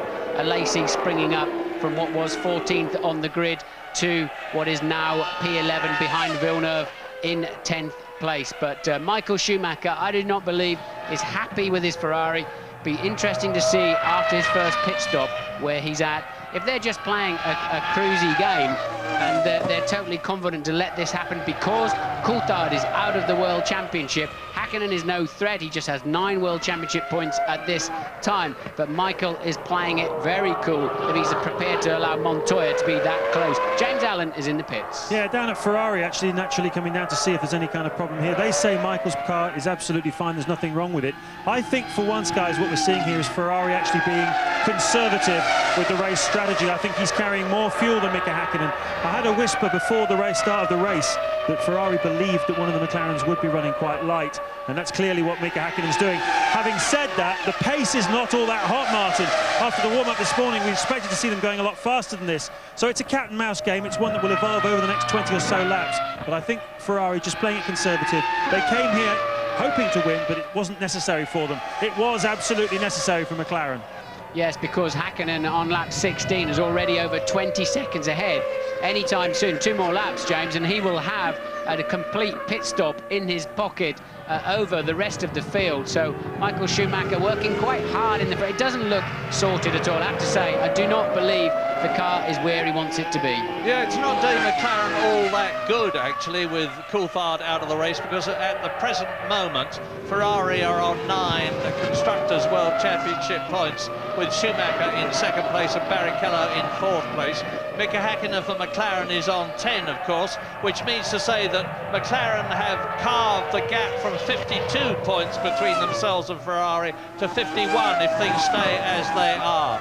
It's looking very, very good for Ferrari in the Constructors' Championship and, of course, for the Drivers' Championship.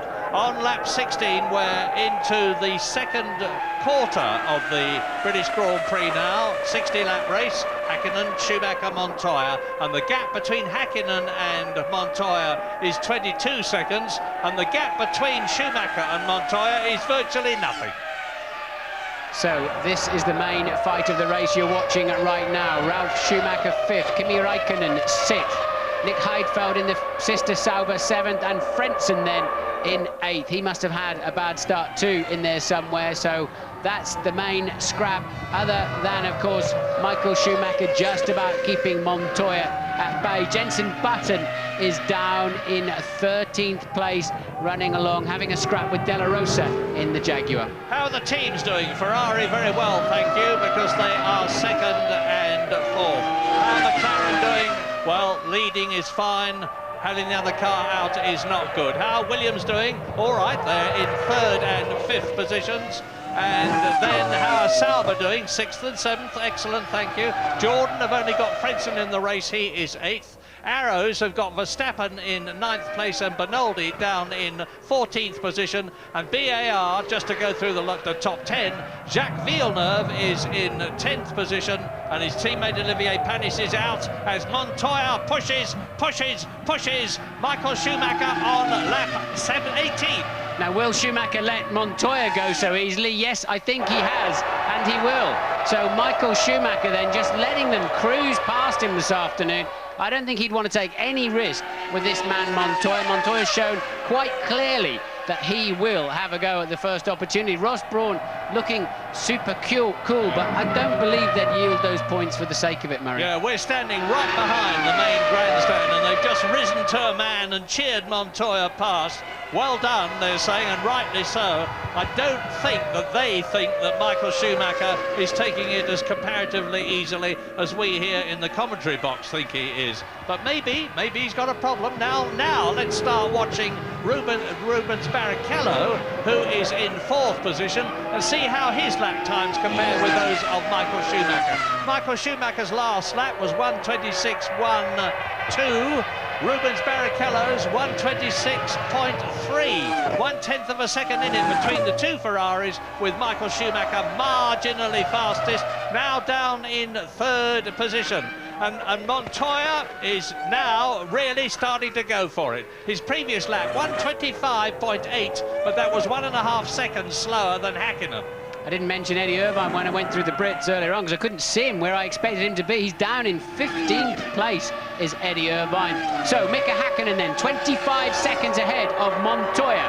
Michael Schumacher now already 2.2 down. Barrichello a further 11 seconds down the road. Ralf Schumacher still in close company with Barrichello. Raikkonen rounds off the top 6.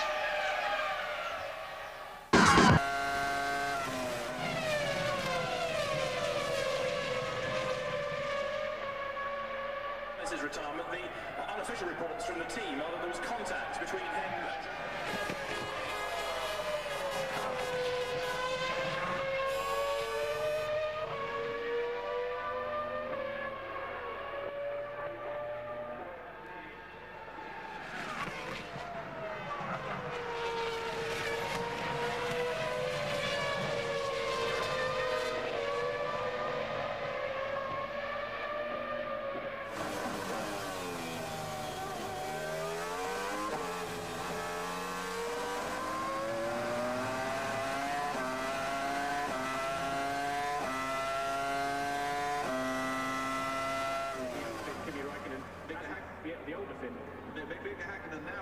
traffic. He's just lapped Giancarlo Fisichella, and that's probably why he really pushed hard.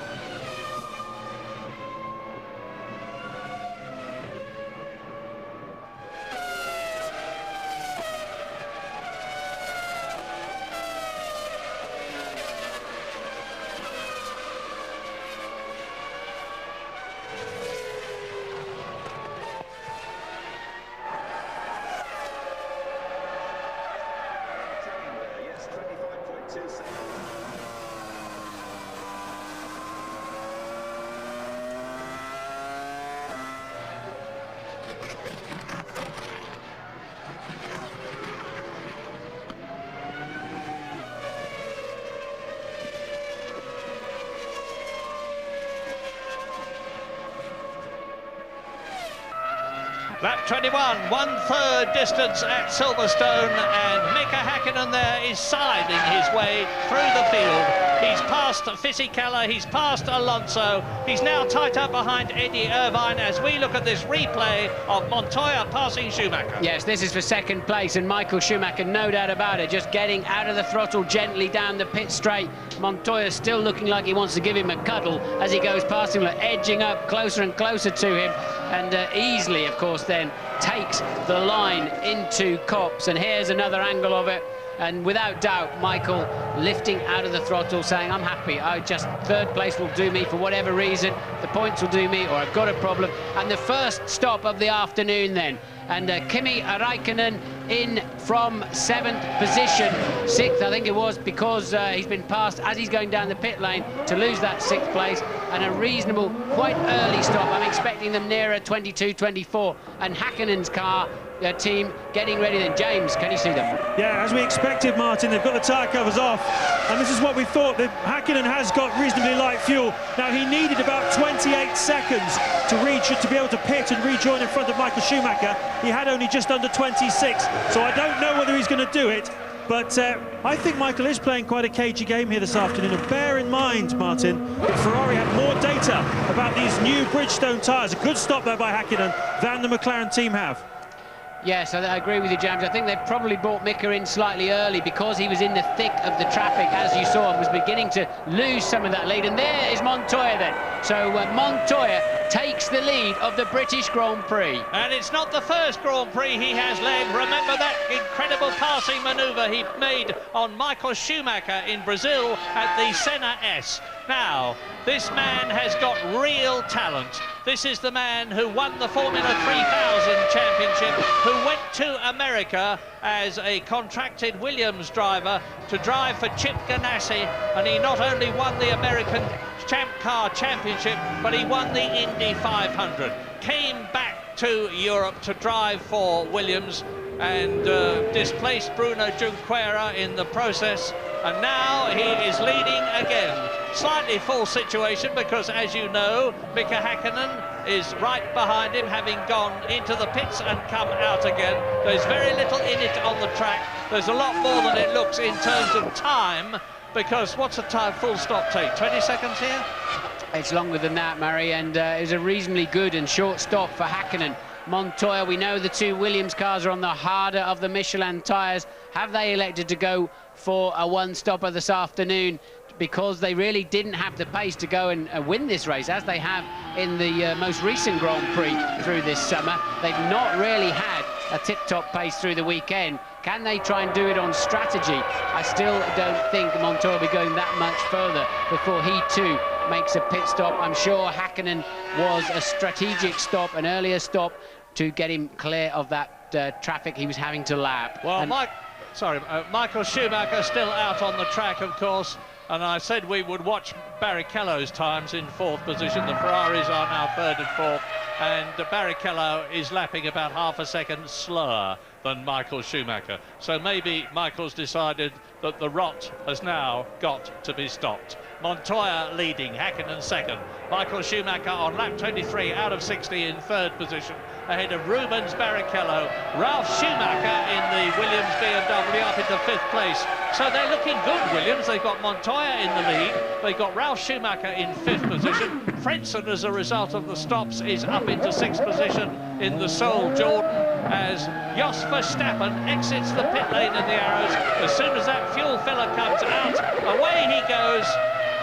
Belts the Asia Tech engine hard, incidentally. The rumours say definitely that the Arrows team are going to have Ford Cosworth engines like the Jaguars next year, and Jenson Button comes into the pits for his stop from 16th and last but one. His teammate Fisichella is last, so that'll be a crumb of comfort for Jenson Button. Not much of a one, but at least I think he's ahead of his teammate, and he always has to be the first target.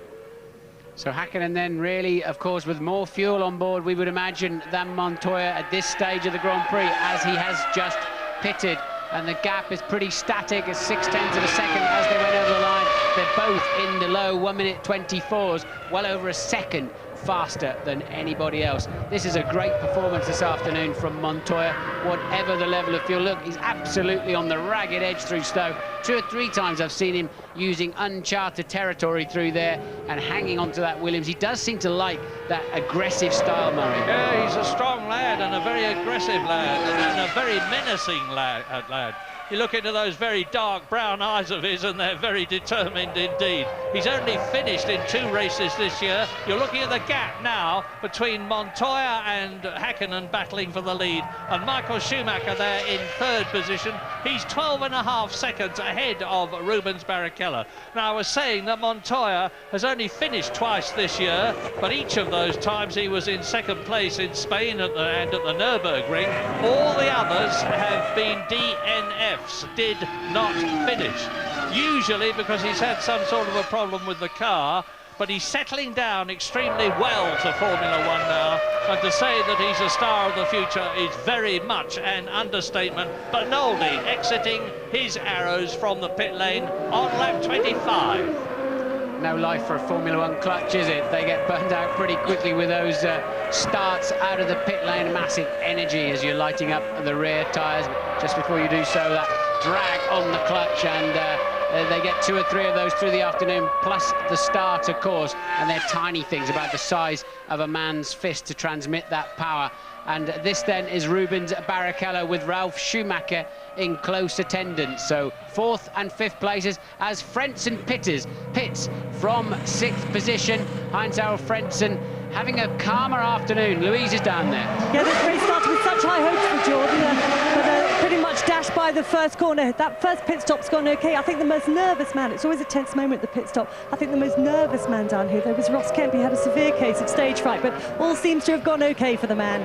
7 laps ago, Mika Häkkinen broke the lap record here at Silverstone with a searing 1:23.799, and that is some half a second faster than Michael Schumacher's previous lap record. It's a speed of about 138 miles an hour, averaging around this 3.2-mile circuit. Into the pits comes Montoya. So as we expected then, Montoya not with a heavy fuel load. He pulls into the pits from the lead of the British Grand Prix. It all seems to be going well, seems to be calm, a lot of thumbs up in the air. My wheel is on, firm and secure. I'm happy if you send him as soon as the fuel is in, and off down the pit lane goes Montoya at 120 kilometres per hour, and it's a long pit lane here at Silverstone. Yeah, but take it easy, 120 k's, 70 miles an hour. Release the button at the right time, Juan Pablo. When you're back on the track, out of the pit lane, he has done so. Mika Häkkinen, Mika on the side pod, Mika on the rear wing, and he is now back in the lead on lap 26 at Silverstone. And Montoya is back on track in 2nd position ahead of Michael Schumacher, who is much closer, of course, to the Williams than he was before. And there is Barrichello, followed in 4th position by Ralf Schumacher, and Jacques Villeneuve is now up into 6th place, but he's 30 seconds behind Ralf Schumacher's Williams BMW. Top 6 and gaps. Häkkinen leads Montoya by about 5 seconds or so. Michael Schumacher another couple of seconds further down the road.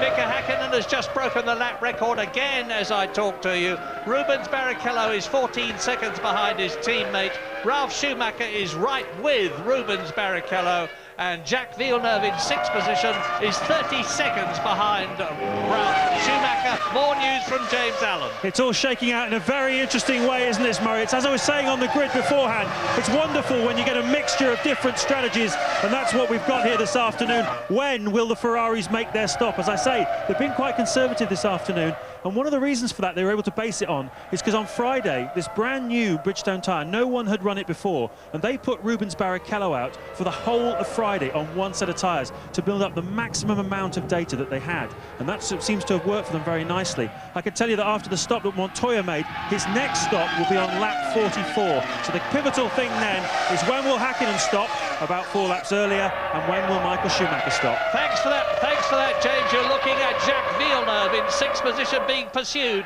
by the 2 Sauber Ferrari-engined cars of Kimi Räikkönen, the super Finn, ahead of his German teammate Nick Heidfeld, and they are in 7th and 8th places. Frentzen is down to 9th position as a result of his pit stop. Jean Alesi is up into the top 10.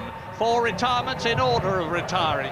Panis Trulli, David Coulthard and Luciano Berti, and with the greatest of respect to the other 3, the most important of those from the race point of view is of course David Coulthard, who started this race in 2nd position in the World Championship, and he's still there, but it's getting more and more and more difficult for him. Montoya then slipping back down to 5th position before, since that pit stop rather, so Montoya back to 5th. Ahead of him though, Schumacher, Ralph and Barrichello, Schumacher, Michael have yet to stop, so it's still looking good for Montoya this afternoon, and this man Villeneuve has not stopped yet. That is why he's up into the top 6, and that is why both Saubers are chasing him.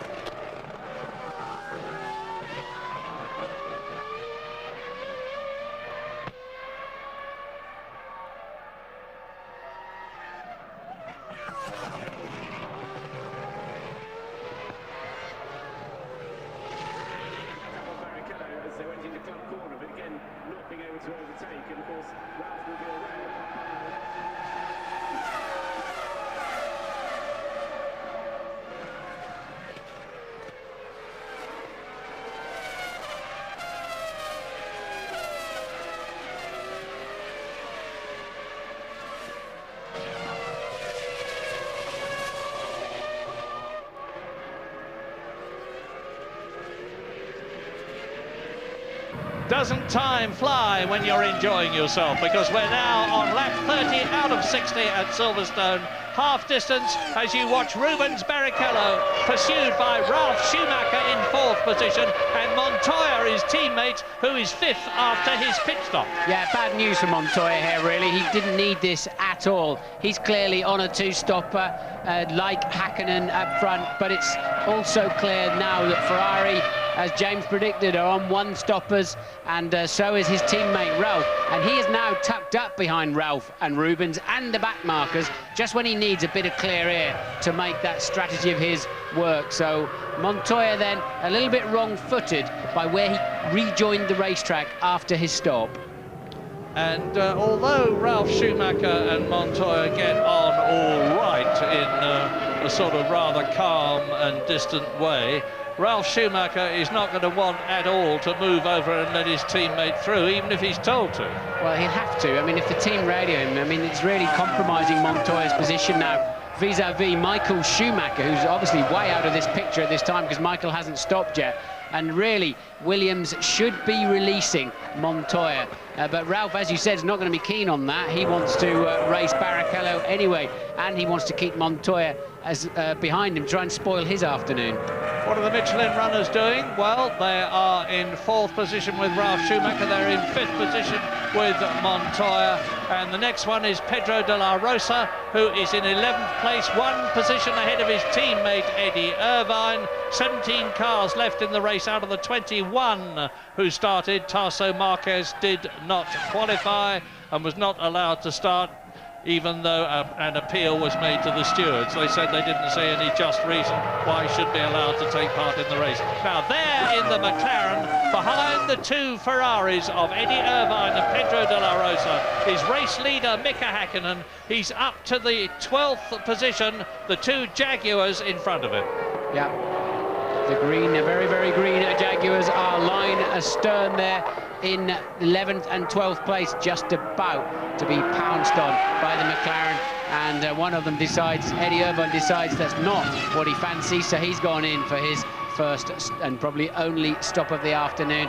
Häkkinen then 13 seconds ahead of Michael Schumacher. Bit of a race in the pits, look. That's Jean Alesi, who is just ahead of Eddie Irvine on the track. They come in together. It's up to the mechanics now to move really fast. Eddie Irvine could ideally gain a place here if the Jaguar mechanics could do a really super stop and get him out. Has he done so? Yes, Eddie Irvine gets out ahead of Jean Alesi, and although others will have passed him, when they come in for their pit stops, it will mean that Eddie Irvine has improved his track position against the Prost, which led him when they came in. We're on lap 32 now, and Mika Häkkinen, as a result of the stop and Schumacher being out there, is now nearly 12 seconds ahead of the Ferrari. Ferrari in a very strong position because Rubens Barrichello, who, like Michael Schumacher, has yet to come in. There he is, behind Jean Alesi, who has rejoined. Barrichello in 3rd position, still ahead, of course, of Ralf Schumacher, and behind him Juan Pablo Montoya, who has not got past his teammate. All 3 of them are now ahead of Jean Alesi. Only 10 cars out of the 21 who started are on the same lap at the present moment. Mika Häkkinen has lapped everybody up to Pedro de la Rosa, up to Heinz-Harald Frentzen now, who is in 9th position in the Pedro de la Rosa in the Jaguar. Lap 33. Retirements then, Panis tripping over his teammate Villeneuve in the first corner in the gravel trap. Truly, we're coming together with Coulthard. Coulthard managed another 4 laps before his suspension failed because of the coming together. Truly ended up in the gravel trap and out of the race immediately. And the other retiree, Luciano Berti, whose Prost Acer launched itself right in front of the comedy box here, laying a nice trail of oil to try to catch the others out. They managed to survive that, so just 4 retirements, but Mika Häkkinen peerlessly up the front this afternoon, and this is the main scrap of the race at the moment. Barrichello 3rd, Ralf Schumacher 4th, Montoya 5th, having made a stop, and he's on a different strategy and has been held up effectively. Interesting situation between Barrichello and Ralf Schumacher in the championship as Jacques Villeneuve comes into the pit lane from 8th position. Heinz-Harald Frentzen takes that position. Interesting position, as I was saying, between Ralf Schumacher and Barrichello. They're only separated by 1 point in the Drivers' Championship when this race started. And at the present moment, Barrichello on 4 points is 1 ahead of Ralf Schumacher. Now, if Ralf Schumacher could get past him, they would be even Steven at the end of this race. And Williams are obviously fighting to retain their 3rd position in the Constructors' Championship, lap 34. And there are Barrichello and the 2 Williams. You wonder what the lookalike was on the back wing of Villeneuve's car. It's not a new sponsor or anything like that. Obviously, it's just different ways they choose not to carry the cigarette advertising here at the British Grand Prix, as they do have to now in several other European Grand Prix. But Barrichello then still with his mirrors full of contender Ralf Schumacher. And these 2, of course, homing in on Coulthard for 2nd in the World Championship as well. Yeah, absolutely, because David Coulthard at the present moment is on 47 World Championship points, and Ralf Schumacher, who is 3rd in the championship, is on 31, and Coulthard out of the race. So if Schumacher can get ahead of Barrichello, it's going to make a big difference to his World Championship situation, and that is going probably right down to the wire. The last race of the season in Japan and Suzuka on October the 14th. This is race 11, and the next two are at Hockenheim in Germany in 2 weeks' time, and then the wonderful city of Budapest for the Hungarian Grand Prix 2 weeks after that. You've just seen Patrick Head. You're looking now at Ross Brawn, the Ferrari technical boss, and John Todt, who had that conversation with Martin on the grid. And here, all on his very own, having yet again broken the lap record. Mika Häkkinen has just gone round in 1 minute 23.3, and the previous lap record was 1:24.4. He's taken a massive 1.1 seconds off Michael Schumacher's previous record. Well, it's just like an extended test day for Mika Häkkinen. He really has no contenders in this race. Michael, it appears, doesn't really want to be bothered with the fight today. He's thinking of the World Championship. Can you blame him, really? In many respects, it's a shame for us. I'd like to see more of a head-to-head than that, frankly. And really, nobody else out there is remotely fast enough to bother Häkkinen. So Mika really just enjoying himself, probably seeing how much faster he can go each time around. Yeah, and Michael Schumacher's got 22 points more in the Drivers' Championship here at Silverstone, which is race 11 out of 17, than he had at the equivalent time last year. Last year, the 10th race of the year, of course, was the Austrian Grand Prix, because the British Grand Prix was at the end of April, as we well know, those appalling weather conditions. And incidentally, the British Racing Drivers Club and Octagon have done a superb job here at Silverstone this year. As far as I know, certainly no weather problems as far as people coming in, and there is a massive crowd in this ideal weather conditions, thoroughly enjoying themselves. We're on lap 36 now. Häkkinen out on his own. Into the pits comes Pedro de la Rosa, and he was in 9th place, just 5 seconds ahead of Verstappen, who will have taken the position. And look down a little bit further down the pit lane, the Williams mechanics are out for this man, Ralf Schumacher, who pits for the one and only time this afternoon from what was 4th place at the time. Montoya snuck past him, of course, as he was in the slower pit lane. What's going to be interesting to see is, can Michael Schumacher pit a little bit later on and get back out in front of Montoya, because Ralf Schumacher really is fighting with Barrichello this afternoon, and the fuel hose taking 2 or 3 seconds to come out there, so that cost Ralf quite badly, and I think will probably keep him behind Barrichello. Oh, yeah, now what is also going to be interesting is that Montoya has no longer got Ralf Schumacher between himself and Rubens Barrichello, and the Colombian is an extremely feisty fighter. I'm not suggesting that Ralf Schumacher isn't, but Montoya will be having a real go at Barrichello now. He's with the Ferrari. And that is Heidfeld and Frentzen, so that is for position. Ralf coming out of the pits has cost him a little bit, and I believe that'll mean that Raikkonen is in front of him then. So I think Raikkonen has cleared Ralf Schumacher in this, and Frentzen having a go up the inside of fellow countryman Nick Heidfeld, and doesn't make it stick. No. Heidfeld just moves across, which he's perfectly entitled to do. He got a car's length ahead of the Jordan, and he moved across, took his racing line. Frentzen is having another go at him. He's got a clean line on the inside as they come out of club, out to Abbey, and he dives through on the inside. That was a lovely move. It was. Can he make it stick? No, he can't. He went in too deep, and just as you were turning and looking at me, Mario, I was thinking, has he got the grip when he gets it? Because that was desperately late. And often, when you sweep across the track like that, you get a momentum going in the car that hurts you when you get there, and that's exactly what happened to Frentzen. But quite clearly, he's got a much better car under traction than Nick Heidfeld. Well, watch out Rubens Barrichello in 3rd position, because Juan Pablo Montoya, your fellow South American, Barrichello from Brazil, Montoya from Colombia is right behind you, and there he is. From 1.1 seconds, the gap has come down to 0.4 seconds, and Rubens Barrichello, who's just been back to Brazil for a holiday, which he said gave him new energy. He's going to need it now, because Montoya is pushing hard. The gap between Montoya, who is 4th, and Hakkinen, who is in the lead, is 42 seconds. Hakkinen's out on his own. He's nearly 20 seconds ahead of Michael Schumacher now, and Schumacher is some 24 seconds ahead of Barrichello. Well, that's a crucial time, isn't it? Because he's ahead of Montoya by the same amount as well. So I think Michael can duck in and out of the pits and come back out in second place. So Montoya losing out heavily then by, as I said, where he rejoined the track. And that, good for us. I think that's going to put him in another head-to-head with Michael later on. Yeah, I'm absolutely sure that you are right. Now down, now here we are with Jenson Button. He's down in 13th position in the Benetton with the Renault V10 engine. Looks like somebody's hit the wrong button on the Sony PlayStation game there, because we went dark. Maybe we'll throw a bit of rain at him a little bit later on. We think Ralf Schumacher has gone off the racetrack.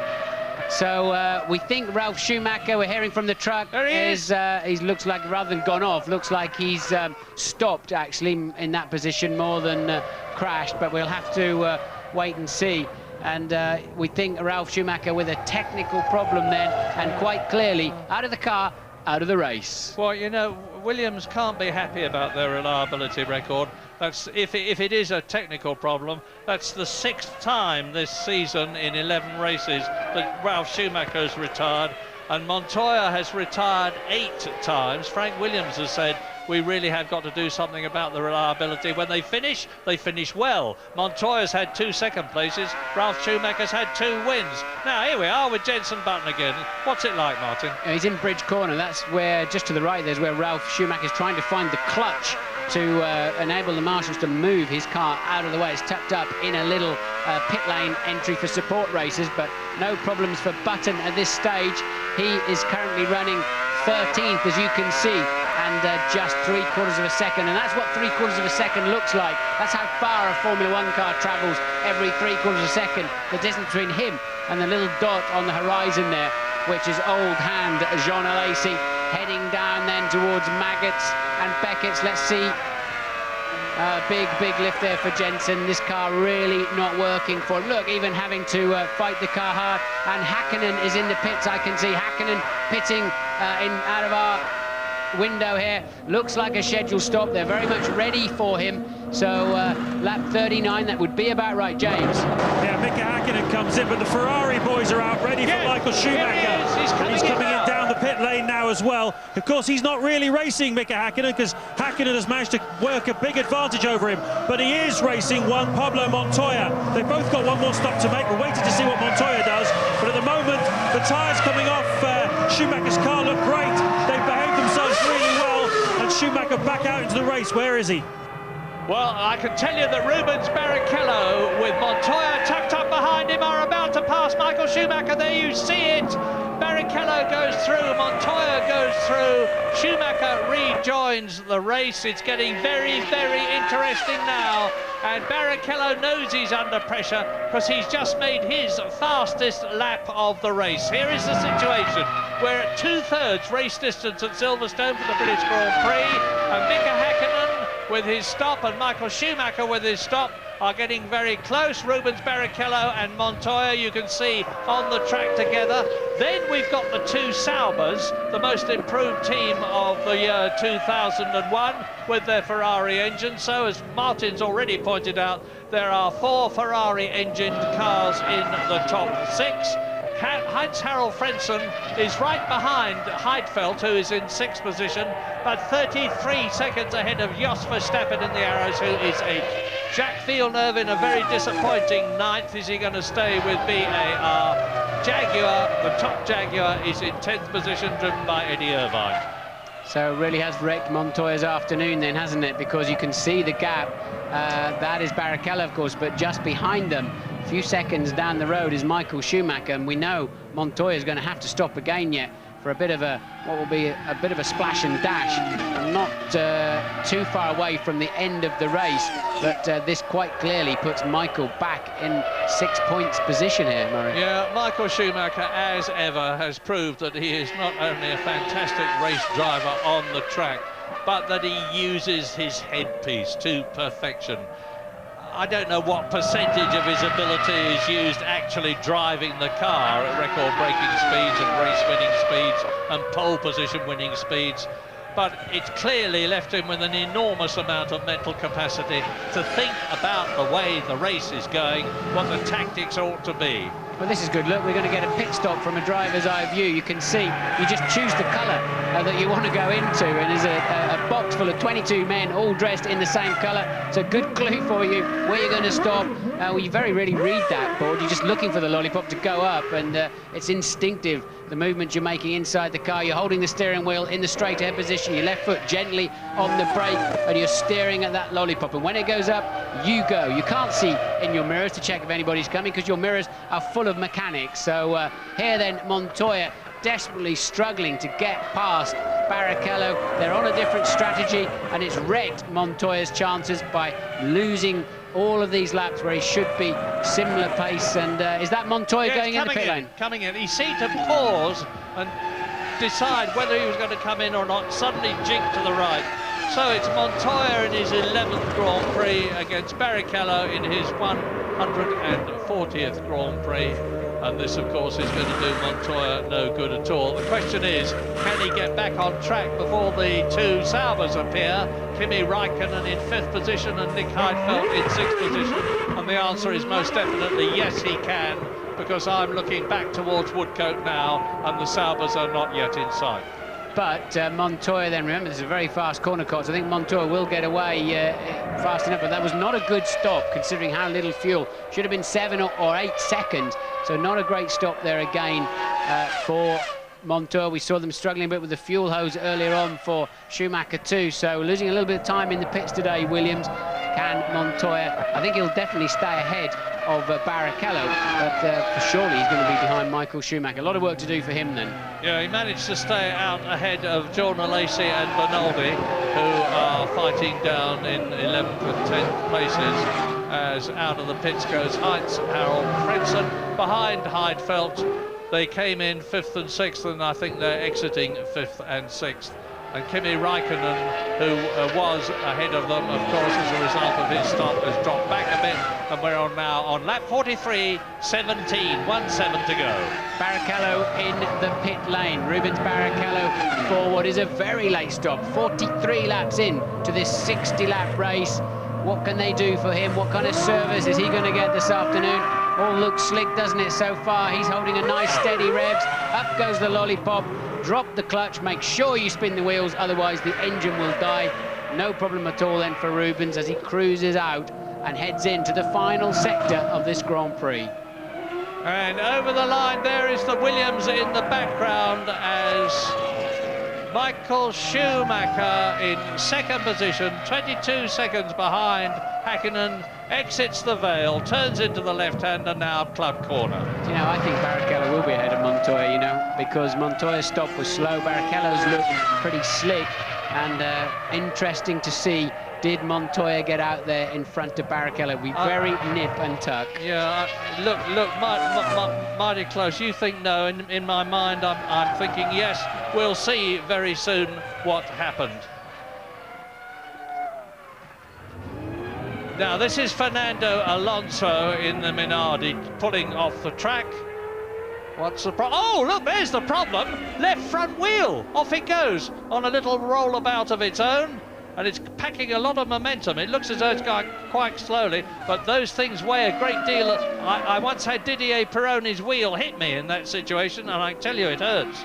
Yeah, and Marshall bravely recovering that wheel. I heard they were rebuilding the Reliant Robins again this week. I saw in the news, but shame for Alonso. I think he'd recently been in for a pit stop, actually, so whether that one didn't just quite hook up properly, but no danger to anybody there. And this, then, is a Villeneuve in place 8, closely followed. A lot of attention from Eddie Irvine. Eddie's had a bit of a lacklustre weekend, Murray. Yeah, top 10, lap 44, 16 to go, Silverstone. Häkkinen leads Schumacher by 22 seconds, Barrichello by 48 seconds. Montoya is just a couple of seconds behind Barrichello. You were right, Martin, but he's catching him. And in 5th and 6th places, Räikkönen and Heidfeld.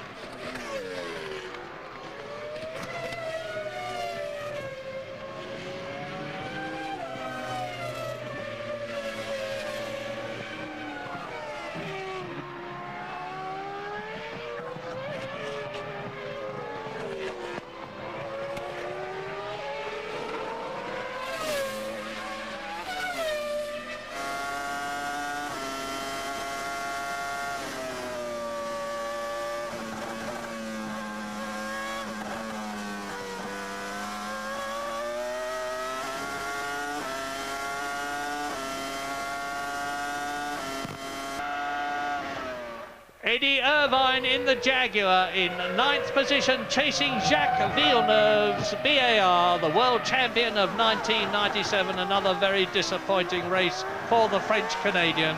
And Jacques Villeneuve is only just staying ahead of Irvine, but he is staying ahead in 8th position. In 10th place now, making up the top 10, it's Jos Verstappen in the arrows. You can see how hard Eddie Irvine is trying. And on lap 46 with 1:4:14 to go, Mika Häkkinen has got a very, very secure lead, but he's got to finish the race. And there's many a Grand Prix in the past where the leader has failed on the very last lap, and that's happened to Mika Häkkinen himself this very year. But he's 22 seconds ahead of Michael Schumacher, and into the pit lane comes Eddie Irvine from that 9th position for his second pit stop.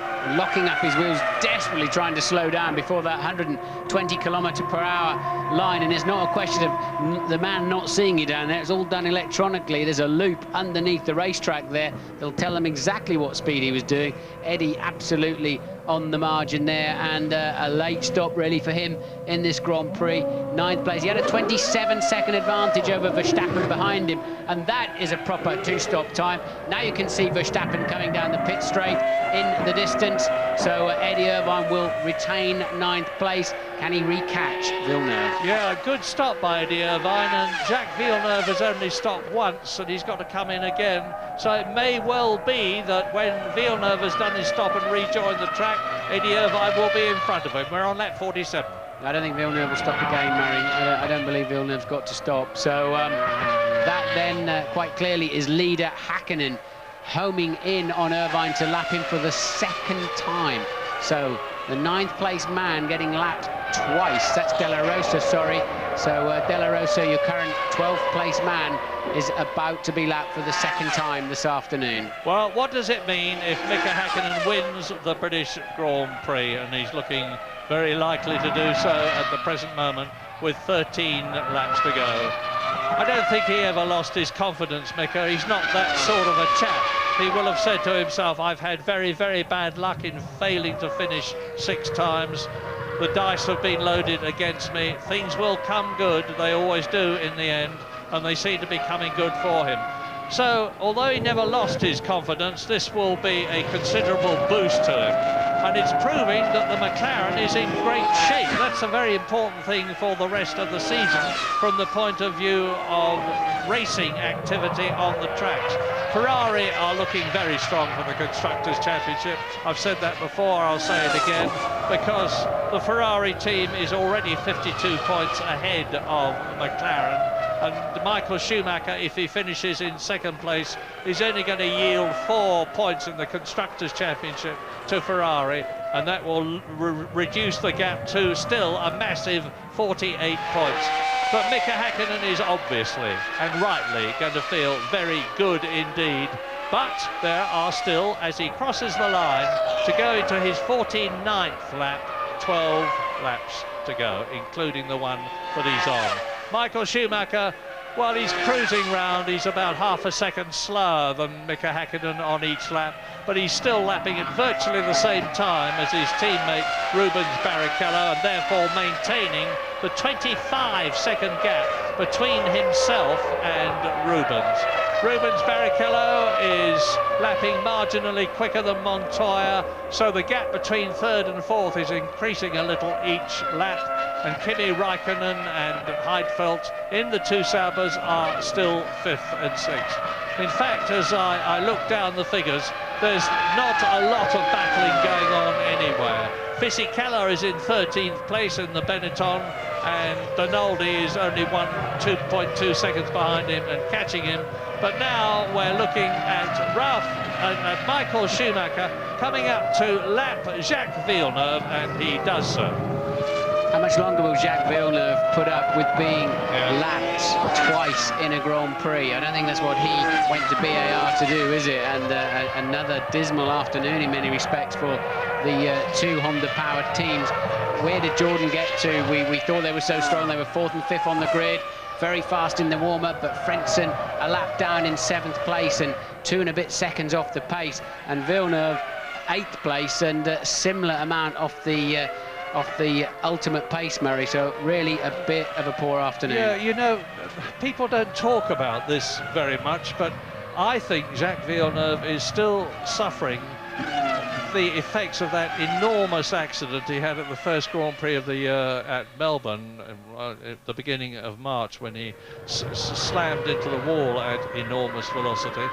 I know he's not feeling well, and he's getting remedial treatment for it. I believe it's affecting his performance, because good as Panis is, he's not as good, I believe, as Jacques Villeneuve, and Panis has often been seeing Villeneuve off this season. But whatever, I think the French-Canadian must be getting increasingly depressed.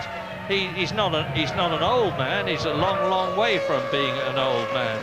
But Jacques Villeneuve wants to win, and he will want to be in a better team than the one he is in at the moment. And he's coming up to his 30th year. He's got several years in front of him. But as the 1997 world champion and the man who gave Damon Hill such a run for his money the previous year, he will want to be up front, and he's got the talent to do it. The question is, of course, where can he go? That's the interesting point. Not too many open spaces. Louise Goodman is down in the pits. With Ralf Schumacher. Ralf, another retirement. I think that's your 6th of the season. What was the problem today? We still have to figure out. There was a technical problem, rather gearbox or engine, I think, which stopped me going. And, you know, I just decided to stop. There was a strange noise going on, and I just stopped the engine. Differing strategies for the Williams team. You went for the one stop. You're happy that was the way to go? Well, I mean, as you saw after the stop of my teammate, I was in front of him and going at a pace of Barrichello. And I think, yeah, it would have been the right strategy. I mean, Kimi, I think, was still due to do one stop. So I might have ended up on the podium today, maybe. Thanks, Ralf. Michael Schumacher driving round. He is lapping consistently, half a second slower than Mika Häkkinen, and therefore consistently dropping back. The gap is 26 seconds, but clearly Michael is not the least bit worried about it. He's had his one stop that he planned to have. Rubens Barrichello, that we just saw there, has had his one stop, which was what he was planning to have. Here is the Brazilian. It's going to be yet another 3rd position for him. He's finished in 3rd position 4 times already this year, and a couple of 2nd places. He won, of course, the German Grand Prix at Hockenheim last year, starting 18th on the grid and in appalling weather conditions, carved his way through to the front. He'll be looking for another win in Hockenheim in the next race, 2 weeks' time. I don't think he's going to get it, because if Michael Schumacher is on the pace, that would be his 51st Grand Prix victory, which would take him up to the level of the most winning of all time, Alain Prost. We thought that was going to happen here, or a lot of people did, but it clearly hasn't. And there is Häkkinen ahead of Raikkonen, so there are now only 4 people on the same lap. The same lap, 52 out of 60. We're getting towards the end of the British Grand Prix. Mika Häkkinen a massive lead over Schumacher. Schumacher a massive lead over Barrichello. Barrichello is 8 seconds ahead of Montoya, and it's only those 4, Häkkinen, Schumacher, Barrichello and Montoya, who are on the same lap, because both the Saubers of Kimi Raikkonen, I keep on trying to find new superlatives for this young Finn, 21 years old, and it looks as though he's going to be in the points for the 4th time this year in 11 races in his first season of Formula One. They'll all be after him. Well, they're all after him already. I'm sure they're trying to nail his contract for the future and find out exactly which piece of paper he put his signature on with the Sauber team and what it says. Raikkonen, as you said, another very mature and calm performance. He would certainly know bits of this racetrack from his Formula Renault days here in the British Championships, but a peerless run again from him compared to teammate Heidfeld, who's 7 seconds further down the road. And, well, Kimi just seems to have all the qualities necessary. But is he locked in to a 3-year deal with Sauber? I wonder, would they release him? But that Sauber car, Sergio Rinland did a good job on designing that. But starting off with a Ferrari engine and then presumably the Ferrari gearbox, and then also that would position your rear suspension for you as well. That's a very good starting block and a good foundation for a fast Formula One car, and that is certainly what this Sauber is. The amazing thing is that the man who designed the car you're looking at, Sergio Rinland, I shook his hand as I walked across the bridge to come to the commentary box this afternoon, and for whatever reason, and I've never really got to the bottom of it, his sojourn with Sauber was a very short one. He left the team at the beginning of the season, so the man who's designed this brilliant car is actually looking for a job now. And we're on lap 53, 7 laps including this one. 16 cars left in the race. The Minardi of Fernando Alonso is still last.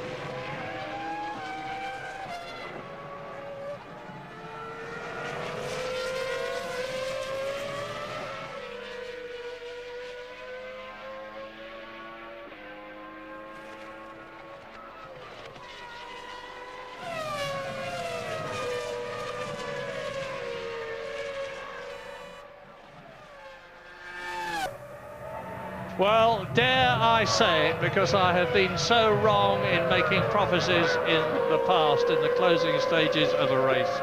But we're now coming up to the end of the 55th lap out of 60 of the 2001 British Grand Prix at Silverstone.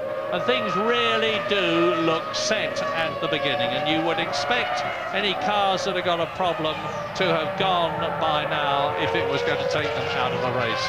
And that means that Mika Häkkinen looks like winning his first Grand Prix since the Hungarian Grand Prix last year, which was the 12th race of the year. He's going to come home victorious at Silverstone, and it will be a richly deserved victory for the very popular and likeable Finn. Here he is coming towards us now, and Michael Schumacher is now a full half a minute, 30 seconds behind the flying McLaren Mercedes. And it's not only going to be an enormous encouragement to McLaren and to Mika Häkkinen, but to Mercedes as well, because in recent races they had been shaded by the Ferrari V10 engine and the BMW V10 engine, and particularly by the Schumacher brothers, Michael and Ralph. Well, Mika Häkkinen, of course, has never won the British Grand Prix. He has been robbed here before with an engine failure, but Häkkinen versus Michael Schumacher rings a few old bells from the 3 seasons previous to this. It's a while since we've really seen them head-to-head, but unfortunately, it wasn't to be a true head-to-head this afternoon. Michael Schumacher electing for a cruisy afternoon. Can't say as I fully appreciate that. I'd much rather he got on with it and took the fight to Mika Häkkinen, but that's from a fan's point of view and not from Ferrari's point of view. Of course, they just want to win the World Championship, but I still think it would be nice to see him going for it a little bit harder than that. You've got to say, it's not the most inspirational British Grand Prix of all time. Mika Häkkinen has got to be the driver of the day because it has been a good performance. Difficult, really, to fully judge just how good Mick has been today because the rest of them haven't been anywhere near. James Allen is in the pits. All very true, Martin, but it's been a very interesting race strategically. It's always nice to see people are using different ideas, but I can tell you there'll be a very serious debrief on strategy in the Williams factory on Monday morning. Patrick Head, the technical director, is not exactly looking disgruntled, but he's certainly looking a lot less than gruntled. He's got used to winning races now with BMW Williams, and he's not at all happy at the way that Montoya's race was compromised by his early stop and getting caught into traffic. He's got a face like a bulldog chewing a wasp, and there's a few people going to get a bit of his tongue later on this afternoon, I think. And I wouldn't like to be one of them. You know, these drivers make it look terribly easy. Mika Häkkinen there on a smooth, flowing copybook drive has looked as though he's out on a Sunday afternoon drive once he got past Michael Schumacher. But think of the stresses these people are under. The slowest corner on this circuit is about 55 miles an hour. They accelerate to some 200 miles an hour as they're going down to Stowe Corner.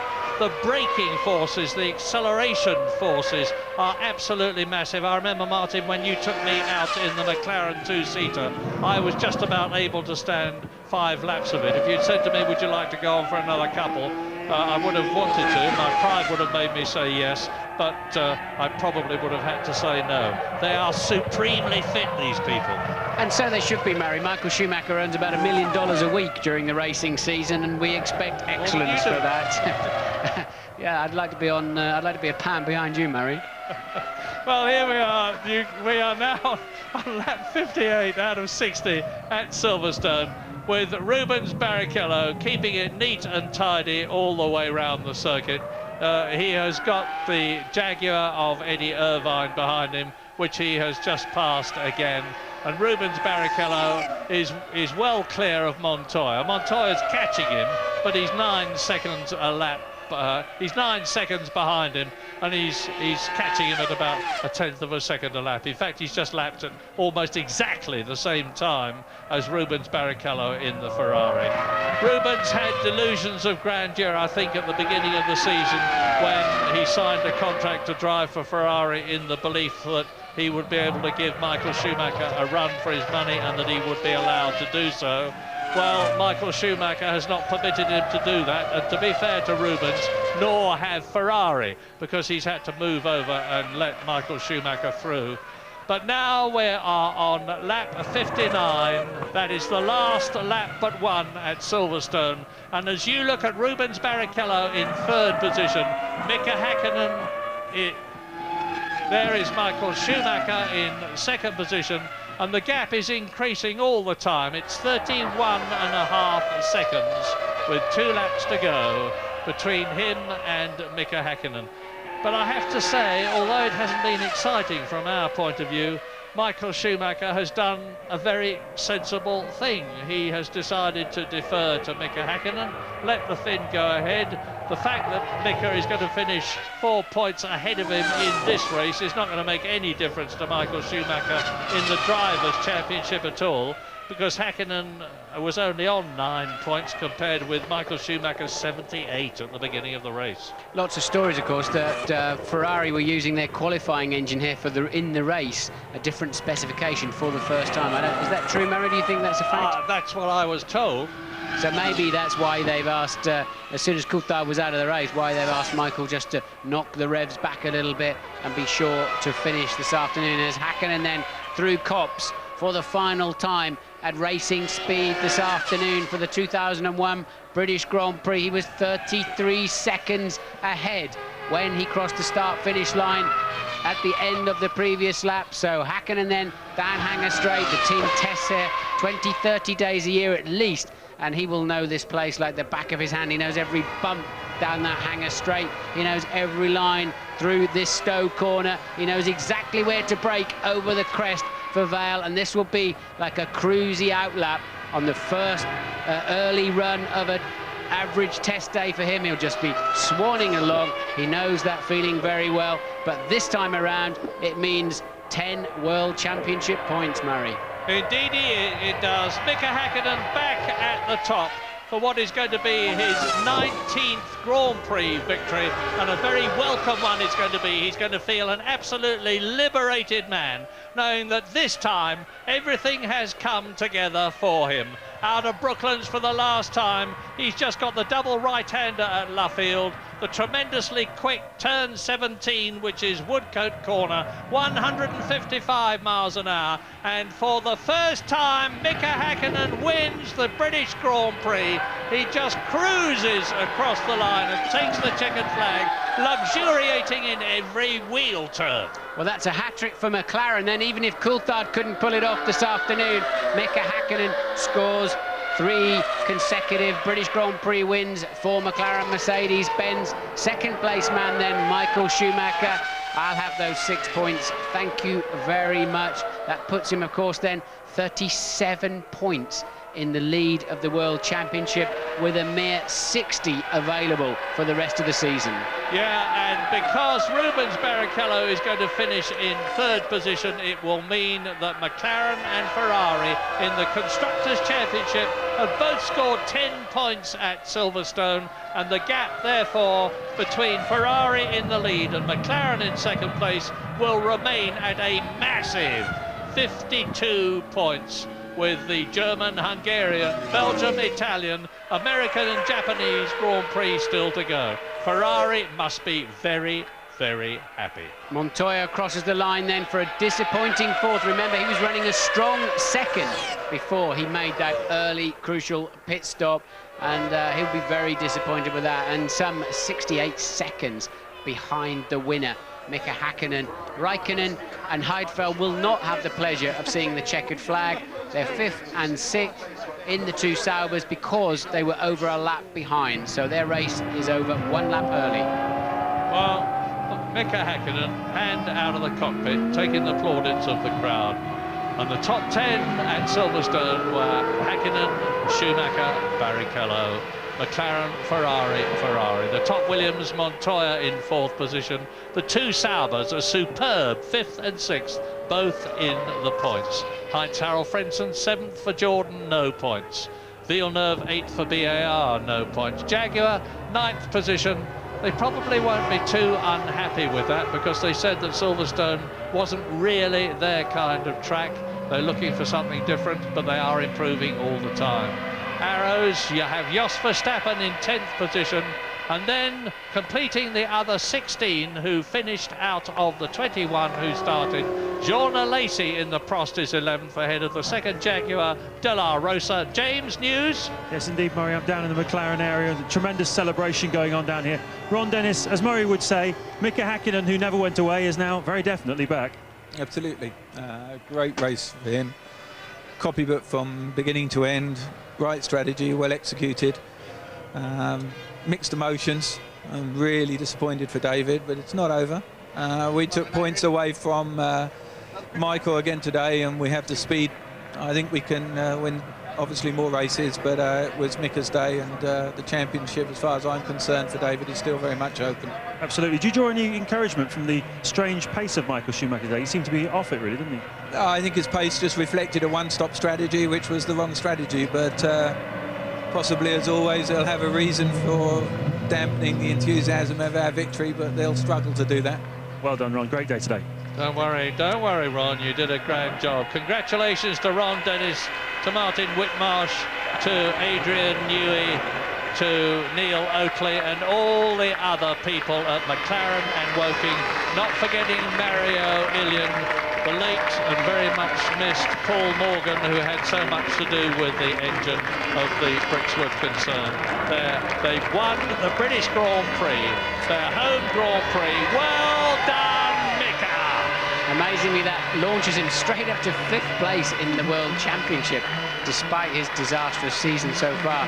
10 points carries a lot of weight in the middle of the table. A lot of people are scrounging around for 1 and 2 points here and there, and Hakkinen then hardly launches a championship challenge from his lowly position earlier on in the season, but nonetheless he will enjoy that victory very much. And Michael then, well, Ron says it was the wrong strategy. Certainly didn't pay off for anybody this afternoon, but he still ended up ahead of Barrichello, who was on a 1-stopper too, and ahead of Montoya, who was on a 2-stopper. So I still believe they were merely cruising as soon as Coulthard was out of the race. Oh, well, says Michael Schumacher, ho-hum, job done. He continues to lead the World Championship now with 84 points, and that is a massive increase in his lead over David Coulthard. David Coulthard has got Rubens Barrichello inching up on him. The gap between the two of them in 2nd and 3rd places is just 3 points. The gap between Rubens, who is 3rd, and Ralf Schumacher, who is 4th, is 3 points. So there's still going to be a battle for that 3rd position between the Ferrari and the Williams driver. But as Martin has just said, with one mighty bound, Mika Hakkinen has leapt up to 5th position in the Drivers' Championship, albeit some 65 points behind Schumacher, as David Coulthard congratulates his teammate. Yeah, that'll be doubly painful for David Coulthard in that quite clearly the McLaren were the class of the field this afternoon. Maybe Mika would have yielded that win to David. He owes him a couple anyway, and of course I think with David's position in the championship, Mika may well have been in a position where he wanted to, or was forced to, hand that win over. So David will be very much ruining that first corner, coming together with Jarno Trulli, but nonetheless sportsmanlike of him to go in there and be the first to congratulate Mika. The cheery chappie on the right with the dark glasses is Herbie Blash, who has worked with and for Bernie Ecclestone for so long at Brabham, an ex-Lotus mechanic, and he's done a wonderful job in Formula One. Bet there's a good book in Herbie, wouldn't you? But you couldn't write it till a few people had departed. You'll never read it. The book that Herbie Blash could write about Formula One would be very, very much a bestseller, but sadly, much of it is confidential. So Michael Schumacher, happy enough. He's done the job. He's done about an hour and a half's drive. Mika Hakkinen, there he is, smiley Mika Hakkinen. That's the great Joe Ramirez on the right, who has been with McLaren and so many other teams for such a long time. And just before I came into the commentary box, I was talking to him. He's retiring from Formula One after the race at Indianapolis this year, and he will be sadly missed. But everybody now crowds up, because very soon out onto the podium are going to come the victorious 3, and the winner, Mika Hakkinen, will receive that magnificent Royal Automobile Club Gold Trophy, which has been presented to all the winners of the British Grand Prix since 1948 from His Royal Highness Prince Michael of Kent, one of the really great motor racing enthusiasts. He's driven Formula One cars himself. It's not well known, because obviously he has to do it in conditions of secrecy, but he really knows what it's about, and he is a very genuine enthusiast. And there he is, waiting for Mika Hakkinen to come out to get onto the top step of the podium, to be joined by Michael Schumacher on the 2nd step and Rubens Barrichello on the 3rd. And here they are, Hakkinen onto the top step. Ferrari are now on 118 points in the Constructors' Championship, compared with McLaren's 66. And well done, dear, says Hakkinen, their son Hugo, and the Finnish national anthem.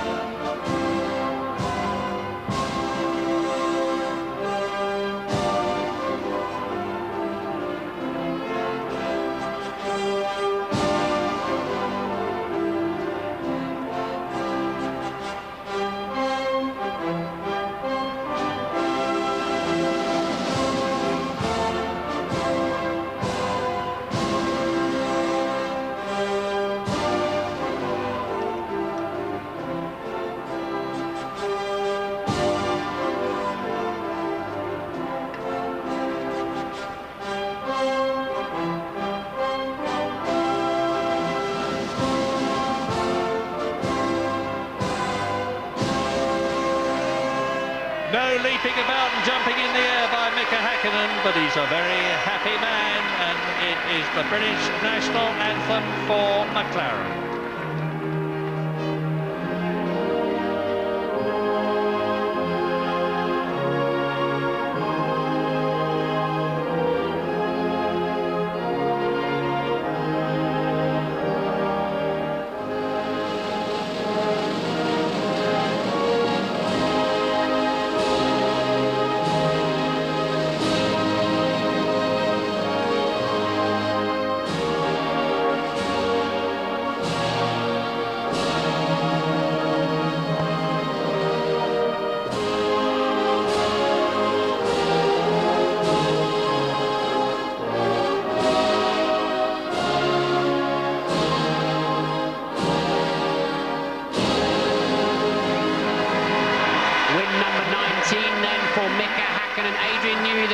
Designer, the man on the podium, the fourth man in the grey shirt will be Martin Whitmarsh, the managing director on the left-hand side of your picture, the managing director of the McLaren team. An important day for Mercedes-Benz. BMW have been stealing a lot of their glory. The fellow German manufacturer, but Häkkinen then with that very famous gold trophy. Well, there are 60 points left in the Drivers' Championship. On the left, Michael Schumacher, as Martin Whitmarsh receives the winning Constructors' Trophy from Ted Kunkel, who is the Chief Executive of Foster's. And now the second place driver is going to receive his award from Richard Cabourn, who is the Minister of Sport, and the second place driver is, of course, Michael Schumacher, the elder of the two great Schumacher brothers. But I was saying there are 60 points left in the Drivers' Championship, and David Coulthard is now 37 points behind Michael Schumacher. I'll say again, all is not lost, but it is looking better and better for Michael Schumacher, and better for Ferrari. But nothing could look better for Mika Häkkinen than where he is now. The champagne sprays again in the hands of this superb Finnish driver, and Mika Häkkinen has won at Silverstone. Thanks very much indeed, Murray. Thanks to Martin Brundle as well. Do not go away. We haven't finished yet by any means. We have a couple of competitions. One to win the latest British sports car, the result of that Best Murray banner competition as well. And Murray will be joining me here in the studio. Expert views from Tony Jardine and Mark Blundell. We're going to be hearing from the top three when they've dried off. All the other key characters as well will be following Jenson Button away from the track. And there's the gloss of the Grand Prix ball and the muck and bullets of the Silverstone campsites. We will be right back.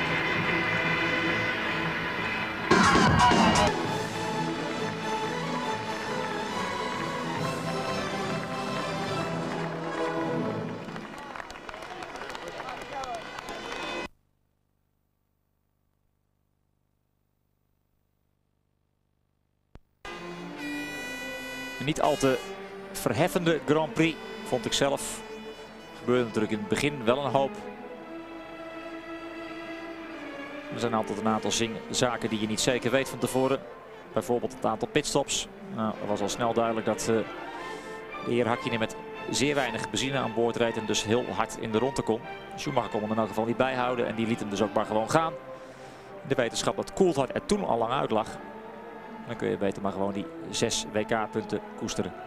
Hier Joe Ramirez werkte voorheen nog samen met Jan Lammers in de tijd van Shadow. Daarvoor moeten we weer terug naar de jaren 70. 1978 om precies te zijn. Werkte toen aan de wagen van de Nederlander. En nu is hij in dienst van McLaren. Alweer jaren. Ja, op het onderdeel juichen scoort hij toch niet echt hoger. Maar hij kan wel rijden. Van deze man zou ik persoonlijk geen tweedehands auto willen kopen. Norbert Hauk. De directeur van Mercedes. Bridgestone 1, 2 en 3. En Michelin likt de wonden. Het was voor Bridgestone de 51ste overwinning alweer. Dan hebben ze er nog maar 10 minder dan Michelin. voor het fotoalbum de nummers 1, 2 en 3 van de Grote Prijs van Engeland, editie 2001. En we hebben Ron Dennis bij de microfoon. Ron Dennis, dominating victory with McLaren there, but in some ways perhaps the wrong McLaren won? Not at all. We're here first to win and second to win championships. We won the race. Championship is still open. It's harder, but it's not impossible. And we'll win more races this year. Do you think the strange conditions losing Saturday played a part? Have McLaren really turned a corner this weekend? Well, I think we've done a much better job. We're obviously things don't happen by accident. Hopefully we can maintain the momentum through the rest of the season. Congratulations, thanks Ron. Tja, alles is nog open. Zou hij het zelf ook geloven, Ron Dennis? Achterstand voor Coulthard op Michael Schumacher. 37 punten met nog 6 races te gaan. En dan zegt deze man, alles is nog open.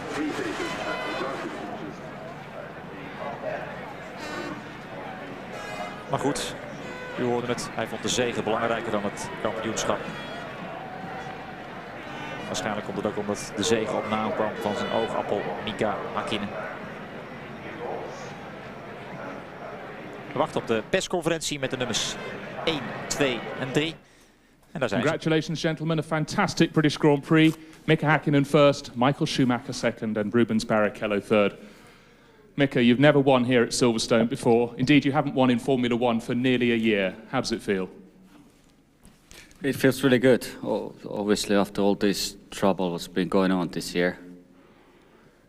So it's good to win it, obviously, and particularly here in Silverstone, because trying for English team and English crowd, so we made a great show, you know. Now, you seem to be on it, even though you were well clear of Michael, about half a minute clear, you seem to be driving really hard right to the final section of the final lap. Is that because you kept thinking about the final lap at the Spanish Grand Prix earlier this year, where you pulled off? No, because what I was planning to do, I was really want to push really hard to make a big gap. That when I come down there and park the car, I have a time to have a cup of tea when these boys coming back, you know. Well, it worked. Thank you very much, Mika. Michael, early in the race, Mika was able to get past you. Did you make a mistake at Copse, or did you just let him by on the run to Beckett's because you already knew that David Coulthard was out of the race? Yeah, certainly. I mean, I parked the car and waved him by. No, what a joke, obviously. You've done that many times. Yes. No, my car wasn't really the way I would have liked to have it, in particular into Copse. I had a lot of problems. I got sideways a couple of times at the entry, and when it happened with Mika, exactly that happened. I lost it at the entry, and I managed to keep it on the track, which that was the only thing I was worried at this moment. And then Mika was beside me, and nothing I could do against that.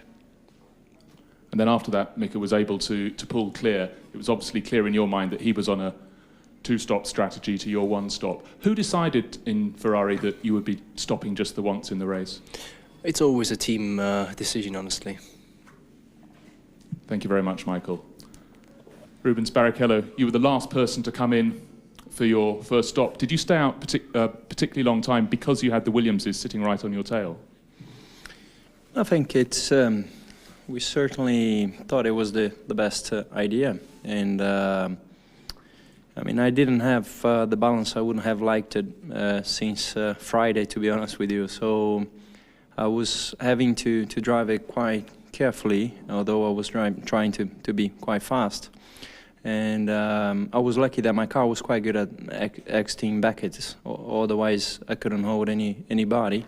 But it was good to see Montoya coming into the pits, and then I had the chance to come in and still be in front of him. After that, the car with the new tires were a little bit better, so I was okay to drive away. Indeed, in the final section, when Montoya came back on after his second stop, he seemed to have a problem. Were you able to relax a bit because you were clearly in third place, more points for Ferrari in the Constructors' Cup? I believe Ferrari are now 52 points clear of McLaren. Yeah, I've been told that I was a second faster than Montoya, and that Mika was quite clear from Michael that it was nothing to gain anymore. So yeah, I had a chance to relax. Thank you very much, Rubens. Back to you, Mika. It seemed from the outset of this weekend that you were in a more relaxed frame of mind. Maybe that's not 100% accurate interpretation, but it certainly looked that way. Is this a new Mika Häkkinen? Are you now back on the winning trail and we're going to see more wins before the end of this season? Well, hopefully there will be more winning end of the season, but I think this Grand Prix before this Grand Prix we had a very good test. We were able to get a good balance to the car, and the tires was what we were using here was suiting a lot in my driving style, so I was able to attack the corner, and I was able to have a car which did not understeer so much, and it gave me opportunity to choose the line in a corner what I wanted to. So probably that can explain a little bit my speed over here. Otherwise everything is like it always been. Thank you very much. Now, gentlemen, in your own languages, please, starting with Mika. Ja, Mika Häkkinen die van Bridgestone banden heeft gekregen die blijkbaar goed bij zijn rijstijl passen. In ieder geval vermindert het onderstuur. Daar had hij weinig last van. Dus misschien kunnen we van Mika Häkkinen nog wel het nodige gaan verwachten in die laatste 6 races. Zou in elk geval wel leuk zijn. Ja, eindelijk dus weer eens een overwinning voor de Finn na al die ellende. En dat voelde goed, zei hij. Kon hij tevreden over zijn, een overwinning. Hij rijdt voor een Engels team, voor het Engelse publiek. Nou, beter kun je het niet hebben. En een halve minuut voorsprong op Michael Schumacher. En hij moest natuurlijk wel even terugdenken aan de grote prijs van Spanje. Toen hij 5 bochten voor het einde in het zicht van de haven strandde. En uiteindelijk Schumacher met de zege vandoor ging. En zover wou hij het toch dit keer niet laten komen. Dus hij sloeg een behoorlijk gat. Schumacher, nou, het was niet zo dat hij maar even aan de kant ging voor Mika Häkkinen. Dat niet. Maar had vooral in de bocht Kops veel problemen. Dan ging de wagen alle kanten op. En ja, Häkkinen zette hem gewoon keurig ernaast. Dus hij kon niet veel anders doen dan er daar dan maar voorbij laten. Was niet helemaal tevreden over de wagen, Michael Schumacher. Ja, die 2-stop strategie van McLaren ten opzichte van de 1-stop strategie van Ferrari. Gewoon een teambeslissing. Ik had nou niet het idee dat Schumacher er achteraf helemaal blij mee was. Maar ja, van tevoren bedenk je dat en daar moet je het dan maar mee doen. Barrichello hield uiteindelijk dus Montoya achter zich. En de wagen was na de enige pitstop, hij was de laatste die binnenkwam, een stuk beter dan daarvoor. Toen kon hij het wat rustiger aan gaan doen. En ja, toen viel er verder ook weinig meer te winnen of te verliezen. 4 punten scoorde hij. Dus zo blijft het verschil tussen McLaren en Ferrari in het nadeel van de Engelse renstal intact. Namelijk 52 punten in de strijd om de constructeurstitel. En de grote winnaar vandaag was dus Mika Häkkinen. Maar ja, ook Michael Schumacher die gewoon met nog 6 races voor de boeg zijn voorsprong heeft vergroot naar 37 punten. Ferrari verloor dus. Laten we eens aan Ross Brawn gaan vragen wat hij ervan vindt van deze Grand Prix. Ross Brawn, in the way you've lost the battle, but we've gone a long way further to win the war today. Yeah, that's probably a good way of putting it. I think, I mean, obviously with the strategy we had, it was important Michael defended his position at the beginning of the race. But as soon as David was out, there was no point in getting silly with Mika, so Michael let Mika past. Mika was very strong. And then it was just a question of making sure we finished second. So, you know, pretty good day, another step forward in the championship, and both cars ran reliably. Probably not quite as strong here as we have been in a few races, but it is McLaren's home ground, so yeah, good result. Surprised at the pace of the McLaren, certainly in that first stint? Not really. If you take the fuel into account and 1 or 2 other things, then I think Mika was strong. But it's understandable with, I mean, he had half the fuel weight that we had. And obviously he could push the tyres, whereas we were making sure we had tyres left at the end of the stint. So, I mean, we had a pretty conservative strategy today, which, you know, we could argue about, but on balance, we got the results. I think many congratulations are in turn 1 step nearer. Thanks, Ross. Ja, misschien vandaag de slag verloren, maar de oorlog gaat waarschijnlijk wel gewonnen worden door Ferrari en daar ging het om. En hij was niet ontevreden, Ross Brawn. Oké, ze kozen voor een andere strategie, iets behoudender dan McLaren voor Häkkinen had uitgestippeld. Häkkinen had veel minder benzine aan boord en ja, kon dus aanvallen. En Ferrari reed verdedigend en tweede en derde 10 punten gescoord. Uitgelopen op Coulthard. Ach, wat zal Ross Brawn klagen hier in Engeland. Zij hebben toch een leuke race gezien. Geen Engelse winnaar, niet David Coulthard. Nou, die is niet eens Engels, maar Schots. Maar goed, geen Britse winnaar dan. Maar toch een leuke race. Maar u ziet het, ja, McLaren Staat nog steeds 52 punten achter op Ferrari. En Williams scoorde 3 puntjes en staat nog steeds stevig op de derde plaats. Maar Ralf Schumacher kwam niet aan de finish. Bij de microfoon Mario Thijssen. Mario Thijssen from Williams BMW. A good performance, really, considering the starting positions. Yeah, really. Both cars had a perfect start and made up quite a few positions already before the first corner. The race was okay as well. The strategy worked out. We had one car on one stop, one car on two stop, and it was pretty close as we saw. So it was the right decision to try both strategies. Juan did a good race down to the finish. He was sometimes close to catch third position. In the end it didn't work, but P4 is good. Ralf had a technical problem. He reported a loss of power and then turned off the engine. So I don't know yet if it was the engine and what was the cause. We'll have to look at this now. Now, for a number of laps, Ralf and Juan Pablo were running neck and neck, much as in France. Was Ralf asked to move over this time? I don't know. I didn't watch this. Okay, thank you, Mario. Tja, of Ralf het verzoek had gekregen om aan de kant te gaan voor Montoya. Nou, Mario Thijssen zei dat hij op dat moment net even de andere kant op zat te kijken. Toch niet ontevreden. Vierde plaats voor Montoya. 2 verschillende strategieën. 1 op een 2-stop strategie, Montoya, en 1 rijder op een 1-stop strategie. Nou, het zat allemaal dicht bij elkaar, dus was dat een wijze beslissing. En ten opzichte van de startposities, 8e en 10e, toch een mooi resultaat. De 4e plaats van Montoya. Hij wist nog niet helemaal te vertellen wat nou het probleem was, waardoor Ralf Schumacher was uitgevallen. Goed, we gaan terugblikken op de grote prijs van Engeland. Beetje dolle voor de race. Het hoort er altijd bij. En dan neemt de spanning langzaam maar zeker toe. De laatste man die zijn positie op de startopstelling opzocht was Michael Schumacher, de man op pole position. Slaat hij door het hele veld heen. Zijn 8e pole position alweer van dit seizoen. Damon Hill, de haren worden steeds langer. Oud Formule 1 coureur op bezoek bij zijn ex-collega's. En Bernie Ecclestone, altijd nadrukkelijk aanwezig, klein als hij is. Nou, dan de start. Let op, de man in het geel, Trulli, en de man in het zilvergrijs, Coulthard. Die komen elkaar tegen en dan hier vliegt Panis van de baan af. Maar tegelijkertijd ook Jarno Trulli aangetikt door David Coulthard, die de deur dichtgooide, zoals het zo mooi heet in de Formule 1 jargon. En dan ligt Coulthard dus al uit. En dat is een duur verlies voor McLaren. Hij kan nog wel door in eerste instantie. Rijdt nog 2 rondjes. Maar de achterwielophanging is afgebroken en dan vliegt hij van de baan af. Nou, Schumacher die moeilijk had met zijn wagen, met name in Kops, wordt ingehaald door Mika Häkkinen. Hoeft ook geen gekke dingen te doen, later voorbij. Dan zien we hier het afscheid van Luciano Burti. Kapotte motor, uitstapje van Giancarlo Fisichella. Kan zijn weg wel vervolgen en wordt uiteindelijk 13e nog in de race. Dan meldt Juan Pablo Montoya zich in de buurt van Michael Schumacher. Eerst nog even het moment waarop Villeneuve Jean Alesi verschalkt.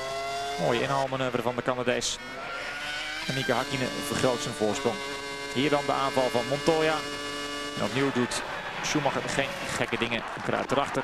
Ligt op dat moment op de derde plaats. Maar dan is het al duidelijk dat zowel Häkkinen als Montoya op een 2-stop strategie zitten. En Schumacher maar 1 keer binnen zal komen. Dus moet het mogelijk zijn voor de Duitser om uiteindelijk nog weer voor de Colombiaan te eindigen. Hier de pitstop van Montoya. Neemt afscheid van de eerste plaats. Bij Ferrari vallen ze bijkans in slaap. Zo lang moesten ze wachten op de pitstops. Maar op het moment dat Barrichello voor Ralf Schumacher en Montoya zit. En Ralf Schumacher gaat het zeker niet aan de kant voor Montoya. Ja, daar zijn ze niet allemaal even blij mee. Foutje van Frenzen, die valt daar een van de Saubers aan. Maar ja, als je zo laat remt, dan red je het echt niet. En dan afscheid van Ralf Schumacher. Problemen met de versnellingsbak ligt eruit. Ja, ik heb ook geen idee, zegt hij. Maar hem zijn we dan kwijt. Pitstop van Michael Schumacher, zijn enige in de race. Dan komt voor Montoya weer als tweede de baan op. En ook nog voor Barrichello, die uiteindelijk gaat beslag leggen op de derde plaats. Voor de Colombiaan. En is Alonso opeens een wiel kwijt. Die vliegt er zomaar vanaf. Mooi gevecht tussen Villeneuve en Irvine. En hier kijken we naar de uiteindelijke winnaar van de grote prijs van Engeland. Duimpje omhoog. Mika Häkkinen, de terechte winnaar. Misschien wel herboren Na alle vraagtekens rondom zijn persoon. En ja, Adrian Newey weet nou niet of hij moet lachen of moet huilen. Tuurlijk, deze man wint. Voor eigen publiek. Belangrijke zege voor McLaren. Maar die man daar in het jekje, ja, die scoorde geen punten. En die ziet zijn achterstand groeien naar 37 punten. Maar het zal Ron Dennis een zorg zijn, want die is nou eenmaal fan van Mika Häkkinen. En die heeft hier de grote prijs gewonnen. Dus smaakt de champagne goed. Maar dat geldt ook voor Michael Schumacher en Rubens Barrichello. En dan gaat iedereen weer per helikopter naar huis. Want je wilt toch maar niet in de file staan hier op de A43. En dan vooral de mensen die dat kunnen betalen, die mogen meevliegen. En rekent u maar dat Michael Schumacher daarbij hoort, de best betaalde sportman ter wereld. Hij gaat naar de grote prijs van Engeland nog steviger aan de leiding. En de volgende race is in Duitsland en daar rijdt Michael Schumacher dus voor eigen publiek. En dat is over 2 weken op 29 juli. Maar dat beginnen we alweer op vrijdag op het vertrouwde tijdstip van 11 uur. En dan is Tom Coronel er ook weer bij. Dus ik zou zeggen tot over 2 weken. Dag.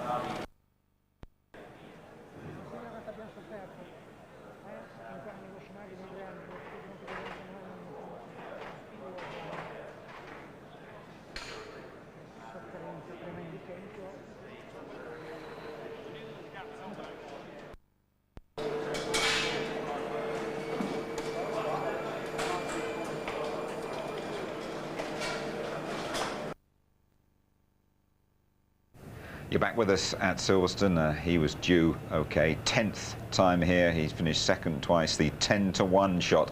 Mika Häkkinen has won the British Grand Prix. Confirmation of the result for you. 10 out of 10 for Häkkinen. Then Michael Schumacher cruising round for those 6 points. Rubens Barrichello on the podium again in the second Ferrari. Montoya must feel he could have finished higher than fourth. He led at one stage. Fantastic drive once again for Kimi Räikkönen, the Finn, the rookie of the year in the Sauber in 5th place, and Heidfeld, 2 Saubers there in the top 6. So how does it all shake down the championship? 47, 57, 67, 77, that's 30, 84. It's a lot of points, isn't it? 37 points. David Coulthard and Michael Schumacher, the gap at the top. 3 points now between Rubens Barrichello and Ralf Schumacher. Häkkinen, those 10 points push him to 5th in the championship, and Montoya stays in the top 6. And the constructors Ferrari continue to romp away with that, although McLaren scoring well with Mika Häkkinen today. Williams in 3rd place. Sauber 4th. Jordan 3 points ahead of BAR in 6th. We go straight to the press conference. Cheer up later on. Don't worry about that. Thanks, Troy. Only won the race, didn't he? What did you think of it, Tony? Well, I've got to go back to David Coulthard and say that the dream is just about over. It's hanging by a thread, but he must take great heart, I think, from the McLaren performance. A definite improvement there. They've found something that maybe can make them challenge. Häkkinen, will he stay, will he go? I know Marky has views on that, and Ferrari were fantastic. What we have to say is the McLaren boys are in awe of the Ferrari performance. They talk about them doing a brilliant job. When will it stop? It's a real steamroller at the moment. What a shame about the start, though, Mark.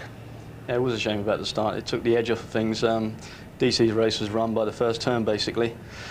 Situation really when you're on the racetrack, you know, they're at the start here now, the countdown, they're off the grid, and Truly gets a very good start. DC's a little bit slow off the line, Truly gets up the inside, DC takes his line. It's a 50-50 deal, basically. They touch, off he goes. Problem then for DC, he's just got to try and struggle around after that and recover. But very tough on him psychologically. Very difficult to take that and go on with it in the race. But I think I've won the bet, Tone. I think, you know. Well, just looking at it from the aerial thing, Mark, you look at the squeeze there, and then you see Villeneuve touching with Panis, and out he goes. But what I take from this is David Coulthard was left with no option but to go for it because of all the failures that he's had this year. He's made one mistake, and that was in the pit lane with the button in France. Otherwise, it's been stalled on the grid, it's been software, it's been engine in Canada. He had no alternative just to go for it. I'm interested, though, Mark, in the sort of the word yield. In that David seems to suggest, well, I'm going for the World Championship. Jarno Trulli should have yielded, and Trulli says, I don't yield in that situation. Hey, you know, there's 7 races or so left, or you know, maybe one less at that point. But it's every man for himself out there. Jarno Trulli's had the best performance so far in the season. He wants to make a good race of it. I know DC's going for the championship, but he could have just yielded a little bit, maybe. Just done a little bit just to get through the first turn. And no surprise when his race ended prematurely, David Coulthard, after the shunt he took. The man he had to slew across to the pit lane. Yeah, I mean, you see here the car's already let go. Basically, that's a real tough situation. He's had a knock from another car, and it's very unnerving as a race driver to actually carry that car at speed. You know, you're going into a corner with commitment, you don't know what's going to happen, and rear suspension just let go on him. What did you make of Michael Schumacher this afternoon? Of course, the fellow who everyone feels sure will win the World Championship once again. I mean, he just seemed to cruise round gently this afternoon. As we kind of thought, didn't we? I mean, just calm and collected, and Ferrari at their best. Jean Todt kind of let the cat out the bag on the grid there with Martin Brundle's grid walk. We knew it was coming. Didn't need to win, didn't need to stretch, did he? And both Häkkinen and Montoya, as we said, went past the World Champion. Yeah, I mean, I think Murray had talked about this with Martin in the commentary as well. It was something we were trying to find out. Were they using this development engine, the 050? We think they were, which helped them in qualifying, helped them in the race. It must be incredibly fuel efficient because, you know, till lap 43, Barrichello stayed out before he came in for his pit stop. And I believe it was a tactical race totally by Ferrari. We're just going to cruise, we're going to collect and also protect this new engine, because I don't think it had done the race distance before. We might be able to find out a bit more about Ferrari's tactics. Ross Brawn is down there, the main man at Ferrari, with James. Ross, a strange day really for you and for Ferrari. It didn't really look as though you were trying to win that race. Well, we had a pretty conservative strategy today, and we expected Mika to be on a very aggressive strategy. That was fairly predictable, and there was no point in trying to hold back Mika. I mean, a one-stop obviously has to maintain his position at the beginning, but to try and hold it off against Mika and risk an accident just wasn't right. So with David going out so soon, then once Mika got ahead, then it was a question of just scoring a point. So it was a pretty quiet day after that. Conservative's not a word I normally associate with you in race strategy. What's happening? You're getting old or something? Not really, no. No, but I guess just the situation we're in, and we weren't completely happy with the car race setup-wise. We thought McLaren would be very strong in the race, so I think what came out today was pretty much as we expected. Championship looking pretty comfortable though, isn't it? Well, it's another step in the right direction. That's what was important today. I mean, we do try and win every race we go into, but sometimes you have to be sensible. Thanks, Ross. Pragmatic sort of approach today from Ferrari, but Ron Dennis a few minutes ago said that Ferrari got their tactics wrong. 2 in the top 3 doesn't seem too bad to me. I don't think they got them wrong at all. I think those guys from Ferrari with the red shirts, they're very calm, very collected. You know, as we just said, and the way they're talking, they knew what they were doing. It was done. The result was there. The crowd here, Mark, who'd come, many of them come to see a British victory or hoping for a British victory. At least they saw a good old battle between Nick Heidfeld and Heinz-Harald Frentzen. Yeah, I mean, Frentzen there didn't get a very good start, so he's got Heidfeld breathing down his neck, and they really did have a ding and dong, didn't they? And these two guys are from the same town. You see, Frentzen's gone underneath him, blown the corner, Heidfeld's gone straight underneath him again. You know, after you, sir, no, sir, you go. But they're from the same city, definitely a bit of needle with these two. But very impressive show by Sauber, Raikkonen and Heidfeld. Let's talk about Williams. They played down their chances here. Montoya led the race for quite a while. Tony, it looks like he could be heading for his first win at one stage. Yeah, but it's a shocking reliability record, isn't it? Montoya's got those 2 second places. You know, when he finishes, he's there, and he's been wonderful. Like in Brazil and Austria, we marvelled at his performances, and we've still to see those yet again. But we've had hydraulics failures, gearbox failures, and when Patrick Head says to you, know, this is a very disappointing weekend, that means when he gets back to the factory, he's going to read the riot act. Yeah. And Mark knows, because when he was testing there at Williams, he's a hard taskmaster. But eventually, they will get that job done. And Michael says, we fear this car when it has reliability. Let's find out what Juan Pablo Montoya made of his first British Grand Prix. Here is the Colombian chatting to Louise. Juan Pablo, well, you led the race at one point, finished 4th. Are you happy with that? It's okay, you know. I think we made a mistake in my second stop. We should have came, you know, we had fuel to come in a lot later, and they thought we could go by Romans that way. I don't know why. But you went for the 2-stop strategy. Do you think that was the right way to go? Yeah, it was. You know, it paid off. You know, started 8th, finished 4th. It's not that bad, but couldn't have been better. Thanks. Teammate Ralf Schumacher went for a 1-stop strategy, but that whole reliability let him down again. Yeah, also the other problem, again, but Murray talked about this, that the Michelin tyres weren't working that well, and it just shows you if you've got to start back from 8th and 10th place on the grid, which they had to do, might be a fantastic engine, might be a fantastic chassis, but if the last key component, the tyres, aren't working properly, you can't really get up there. And Montoya had elected to go on the harder compound as well, so I think he was hoping originally to go on a 1-stopper as well, but he had to go on the 2. But again, Ralph, I think he drove very well, but Berger and the team, you know, Berger, head of BMW Motorsport, they really believe in him, but he was a bit lacklustre, really. Stop you there for a moment, Tony. We're going to go down and talk to David Coulthard, the man who's won here for the last couple of years. Hi, David. Your race ended, what, a little while ago, nearly 2 hours ago, didn't it? Have you had time to put things into perspective, to have a bit of a think about things? Yeah, obviously I'm very disappointed in my own race, but you have to look to the positive here. And the fact is, McLaren were very competitive. It's good to have Mika up there on the podium, and this could have been a McLaren 1-2. And you know, naturally, I think the result would have probably gone the other way for the sake of the championship.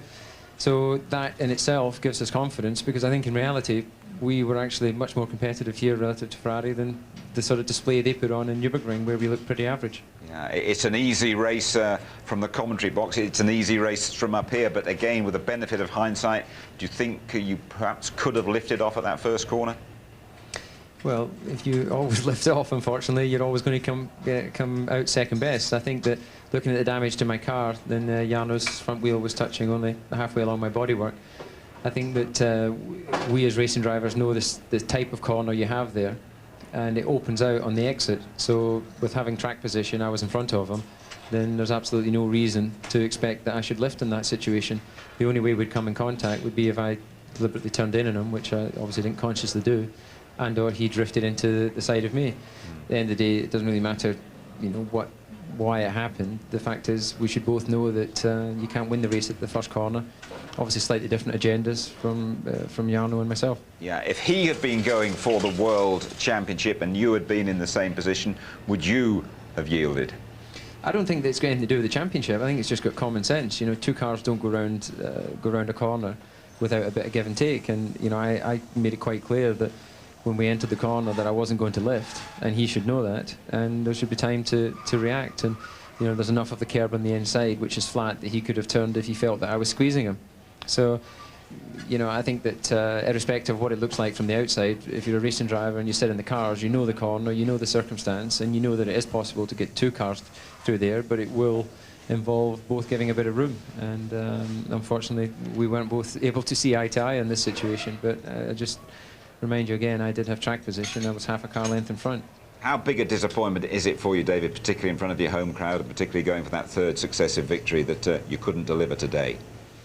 Yeah, it's very disappointing. You know, the car was damaged from that first corner, and I was on the radio explaining. We tried to hang in there just to establish how bad the balance of the car was.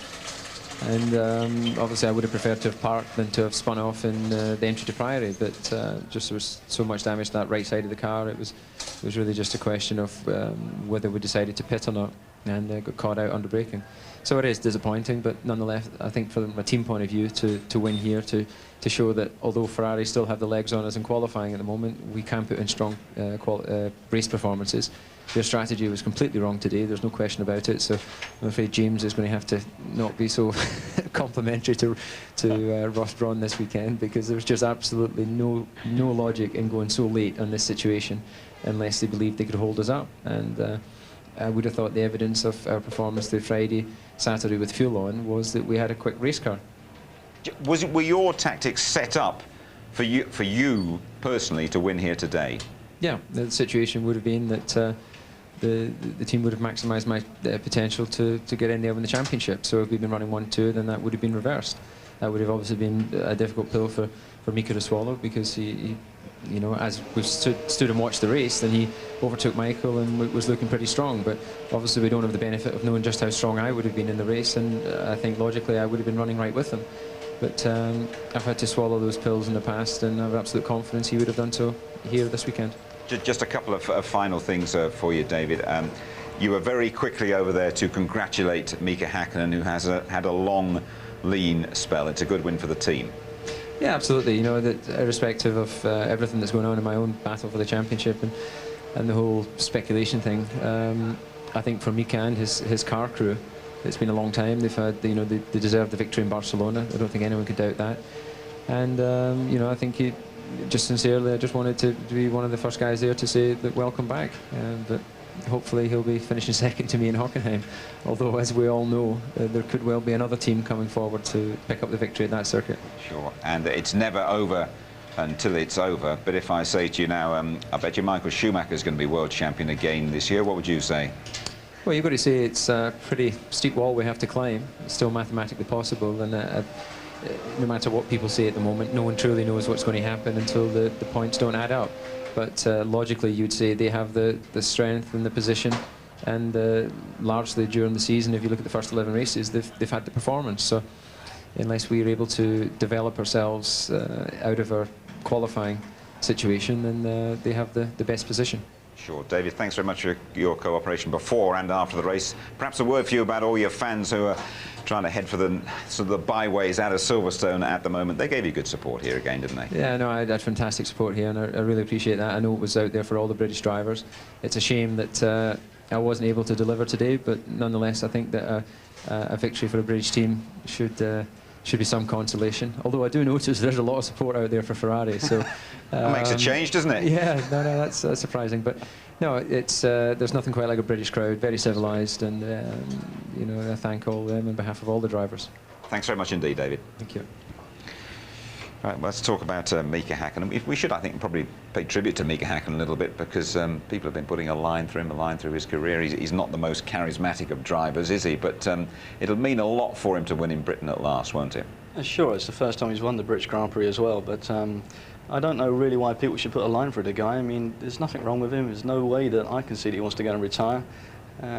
You get this little thing build up, and all of a sudden the guy's out of a job. But you see by his performance today and over the course of the weekend, he's a great driver and will continue to be. You mentioned before the start of the race that you were driving here, one of your wheels came off, and Mr. Alonso had a similar experience in the Minardi, didn't he?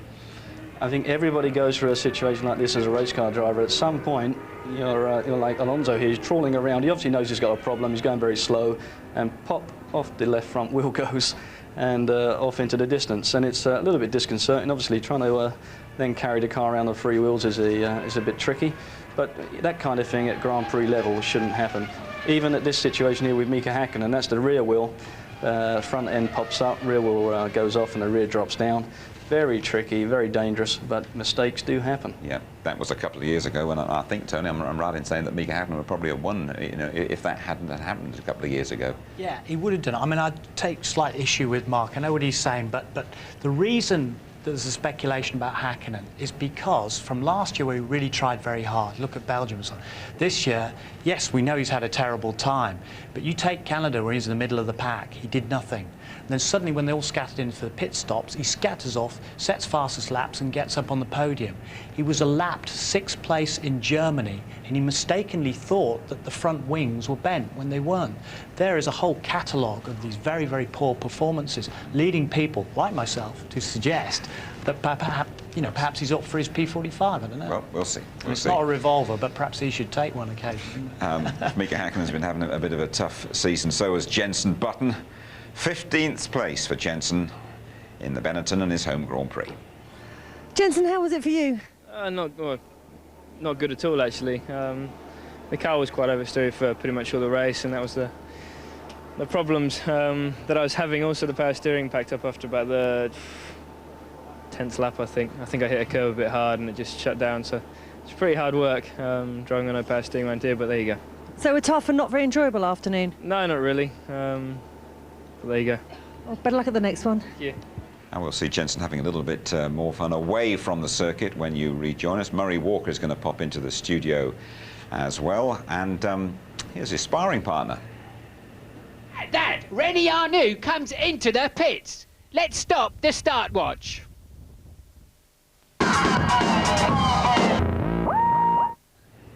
Don't make mistakes. I make prophecies which immediately turn out to be wrong. Not too many of them this afternoon. I'll though, have Murray. that Martin Brundle.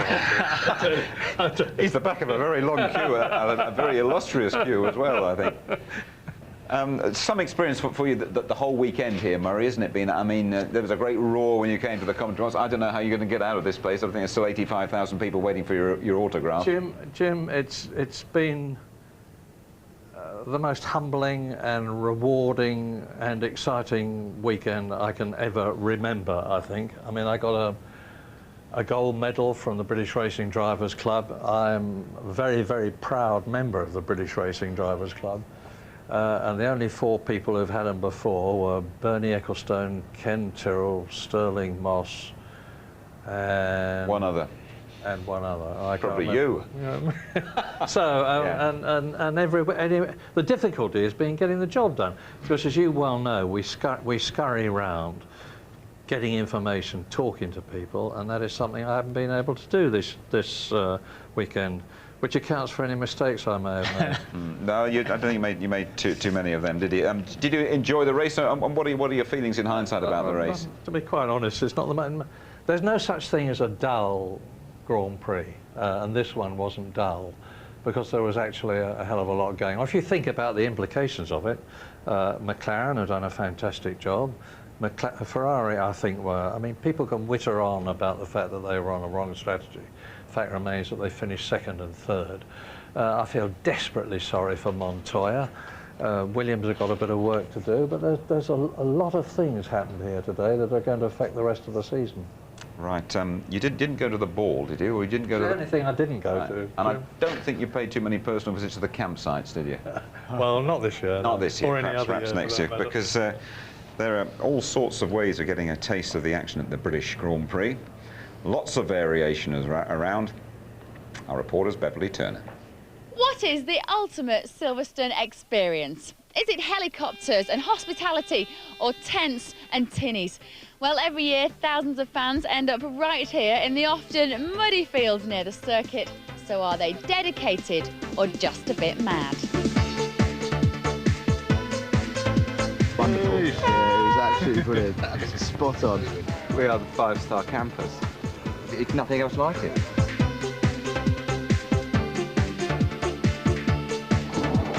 We're getting a sneaky look inside the luxury end of the campervan experience. Marty, tell me about this place. Where do you sleep? Where do you eat? I've got to say, Beverly, this is tops. The last 6 years been under canvas. Last year I said enough after the April experience. Going to trade up to myself a little VW campervan. We've got ourselves a nice little kettle, little grill for a little bit of bacon in the morning maybe. Absolutely perfect. And then we pack the bags to go up to see a bit of the racing and take a few of your finest out the fridge. Absolutely perfect. The worst thing about it, I think, is beer tents right over there. That's about it, really. No, that's it. That's it. You try and sort of bung yourself up the weekend. You don't really want to You don't want to have a Silverstone poo, basically. So that may not be for everyone. Time to find out how the other half live, and you have to arrive in style. Oh my God, that was amazing. For the guests here tonight at the official Grand Prix ball, there's only one way to arrive, by helicopter. Even better if you've got 2 Formula 1 drivers as your dates. Come on, chaps. How important is this a part of the weekend of Silverstone experience? It's important for the people that are here because they're going to have a good night, but I can't, you know, I got to disappear off and lie low. I'd love to be here, and this is one of the reasons I'm looking forward to retiring at some stage, that I can come to this party and have a nice party, you know. It's one of the best events of the year. We're just really surprised the drivers are all really short. You shouldn't wear your heels to an event like this. They are, they're tiny. I know. I would have kind of come on my knees. As it were. So, patience. Heinz, I'm loving your trousers. Who's sponsoring you tonight? Well, this. You like that? Yeah, I think you're winning on the fashion stakes. They're all dressed in sponsors head to toe. You're looking good. What did you think of your football performance? Well, it was enough to get some money raised. And I'm not so good in football, obviously, but enough to make 2 goals. With the help of famous names from football and Formula One, the ball raised over £56,000 for charity. But even with tickets at more than £300 each, you can't control the weather. So it's time to move inside. Tracy and Robert, newlyweds, nice to see you here. What do you think of this tonight? Well, it looks amazing. I mean, it's a beautiful place. It's quite similar to where we got married, hasn't it? Oh, look at you two. And lots of free champagne as well, which you can't complain about, you know. Chris, what do you think of this evening? Is this how we should do sport in this country? Oh, it's fantastic. I've actually been to Silverstone for the last few years, but I haven't been to the Stowe Ball before, and it is quite amazing. And it's the first time, for example, we just had our first course, and Rolls Royce came up and a girl started singing, and everybody rushed to the dance floor. Silverstone has always got a little bit of razzmatazz. This ball has turned out to be a real success over the last number of years, and I know you've just been speaking to Krista Berg, and you can't beat the Irish influence here, because half the ferries are full with Irish and Jordan fans, so that's nice too. So whether it's a one-man tent or a huge marquee, everybody enjoys the Silverstone experience. I've had a great time here tonight, but unfortunately the drivers have left without me. What's a girl to do? Home, James. Could always row her home, couldn't he, I suppose, couldn't they, James Cracknell? Now then, Jenson Button. What about his Silverstone experience? I was just fantasising fantasising about being in the back of a camper with Beverly Turner. Steady, Larry, Hold on a minute, the old ticker's going up there a bit, isn't it? So he's got his T-shirt on. I thought you had that vacant look in your eye again. I've been saying to Jenson... do that with your hands as well. I've been saying to Jenson Button all season, Jim, look, you're going through a bad time now. You're 21 years old. You made your point last year with Williams. Jenson Button is a jolly good driver. He is a potential world champion. All he needs is the right infrastructure. He's got the right infrastructure with Benetton, but he hasn't got the right car, and it doesn't look as though he's going to have it this season. But hopefully he'll get the bad experiences behind him. Renault own Benetton. They've got to make it work. He's got next season. And the season after that, they'll all be after him, and rightly so. Yep, Murray, OK, it's another tough experience for Jenson Button, 15th today in the Benetton. But away from the circuit, well, Jenson has just got to keep on keeping those sponsors happy. I do like using a helicopter. You do need it because the time that you have is so small. It's a great way of traveling, I love it. It's fantastic, I love being in the air. I used to hate it, absolutely hate it. PlayStation told me that they wanted some input, so I thought I'd go out there and give as much input as I could. I'll tell you what the best bit about this game is the helmet movements, which is a big thing. Yeah. It's great, it's fantastic. Yeah. Sometimes when I play a game, obviously because I drive the real thing, it's not much fun because it's so jerky on the steering, but it seems really, really smooth, it's good. Yeah. You just put in a lap time of 1 minute 19 there on a Nürburgring. How does that compare to the lap times that you would normally do on Nürburgring in the Benetton car? In the Benetton, in qualifying, let's not talk about qualifying, it was a bit of a disaster this race just gone, but my best lap was an 18.6, I think. Oh, 18.0. You got to try and beat that now. That's beatable. Yeah? I'm sure Steve could put in a 1:16 here. I think the best bit about it was me thrashing the people that actually made the game. I enjoyed that quite a lot. I like this game. I love things that I can win at. It's really cool. So you're the genius that's supposed to be really good at this. Oh, I never said that. flying, you can relax so much. It's the only time really you can relax. Away from everything, everyone is on a flight. That's why I love the Grand Prix outside Europe, because, for example, it could be a 10-hour flight, and I sleep all the way. They make me suits and they give me clothes to wear all the time, which isn't bad, is it? Come on. So the extra tux I was getting fitted is for this weekend, the ball this evening, plus obviously other events. I really, really enjoy dressing up and things like that. That's fine, Yeah, just like shape that. it on the waist. I like the wet shape. Excellent. Working out in the gym, it can really, really help you mentally as well as physically. My physio comes to every race with me. We have one for the race and one for testing. I do a lot of work on my back at the moment because at the start of the season it wasn't the best thing in the world, so we've had to do a lot of work on that. We did a test last year at Hungary. You know, I mean, it was very warm, but I lost 2.5 kilos of fluid during the race. It shows how much you lose, and you know that's a big percentage of your body weight, which isn't good. Goodwood's great, but it is such a long day for us. It's very, very important for all the manufacturers, I think. It's good to be here and, you know, to be able to help out and get the crowds pumping and enjoying it. It was great when I went up in the old Renault. The 1902 Renault was great. And it does about, I think it'll do 70 miles an hour, I think. Now I've got nothing to do after this for another hour or so, and then I've got the prize giving. So that should be good, and hopefully I won't get away too late. I've got a flight to Monaco tomorrow morning. Time to go home now and recharge my batteries, go to Monaco for a couple of days, and then the big race, British Grand Prix. I love Formula 1 and I love everything with it, but the main thing is I want to win.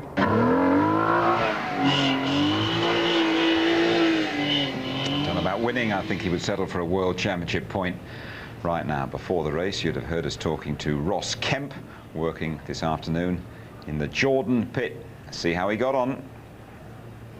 Ross, not the best of days for the Jordan team, but how was it for you? Oh, from my point of view, it went very, very well. But I mean, obviously, there's a massive disappointment inside the camp. You know, where we were seeing before the race, we really were hoping that we'd get a podium position, get some points. So we're all kind of like rather disappointed, really. And for me, I mean, this is the last opportunity I'll ever have to do something like this. So it would have been really nice to have had a win or something, or a podium at least. But that's motor racing, as they say. You're really feeling it, aren't you? You must have become a real part of the team. Oh, very much so. You know, they were really happy for me that I didn't screw up today. You could tell that everyone was smiling at me, giving me thumbs up. To say I feel emotional, probably over the statement, but yeah, I feel mixed emotions, really. I feel relieved that I got through it, but also sad that I'll never ever do it again in my life, and also kind of very sad for Jarno. And obviously, you know, I wish, you know, Heinz could have got a better position as well. So, you know, I just think, personally for Jordan, I just wish we'd done a bit better today. Tell us about that stop. How did the ticker stand up to it? The ticket was going. I think it's just something short of 100. So basically, I was running a marathon, even though I was standing still. I think I was in the last 10 miles of a marathon. It happens so quickly as well. I mean, obviously that's the idea, that it happens quickly. But when you're there, I mean, you see the car approaching the pit lane, it comes in at a distance, and before you know it, it's next to you. And obviously, because you practice and practice and practice, you kind of like disengage your brain and do what you've been told to do. And it happens so quickly that by the time you've thought about it, it's gone. Well, I'm glad you've enjoyed your time with the team. Don't stay away too long, will you? Well, I'll try not to. If they invite me back, I'll be here tomorrow. Unfortunately, I don't think that's going to happen, but I've had a wonderful time. I mean, the whole crew from Eddie downwards been absolutely superb to me, and so's everybody at ITV. Good commercial. See the full-length feature in a couple of weeks' time at Hockenheim. Tony, you worked in those pit crews, and a bit of admiration there for the boy, yeah? Yeah, absolutely. I mean, there are no greater highs or lows, I think, in motor racing. In a sport, you can be up 1 minute and down the next. Thing is, we'd be working all-nighters, maybe repairing crashed cars and things, and Murray would come round in the morning and say, chirpily, well, everything all right with the cars, lads? And we're all sort of eyes down. But then you've got to prepare for pit stops. Then the car goes out early. Then you've got to start packing it all up, and you've got to keep the boys' morale as high as you can, because you know you've got to work tomorrow and prepare the cars, you know, for Hockenheim in 2 weeks' time. So it's tough. Big troughs and big highs. Was that a tear then, Murray? Now, Murray, well, you're going to see a few banners of yours in a couple of minutes' time. The banners have been going up around Silverstone. I feel sure you would want to say something to the people here who've wanted to say something to you, and you can't get round them all. Go on, string a few words together for us, could you? I wasn't expecting this, but yes, I would like to. You can only do what you do in this life if you've got support from people. I've been at the sharp end of Formula One for 52 years now, commentating. But I've only been able to commentate it because I've had, if I may use a rather emotional word, the love and respect of the British public. I have revelled in every second of it. I'm not stopping because I want to, I'm stopping because I think the time has come for me to do so. And I will hand the baton on with some enthusiasm, but you haven't quite seen the last of me yet. I know you haven't. You've got a few more races to go for us as well.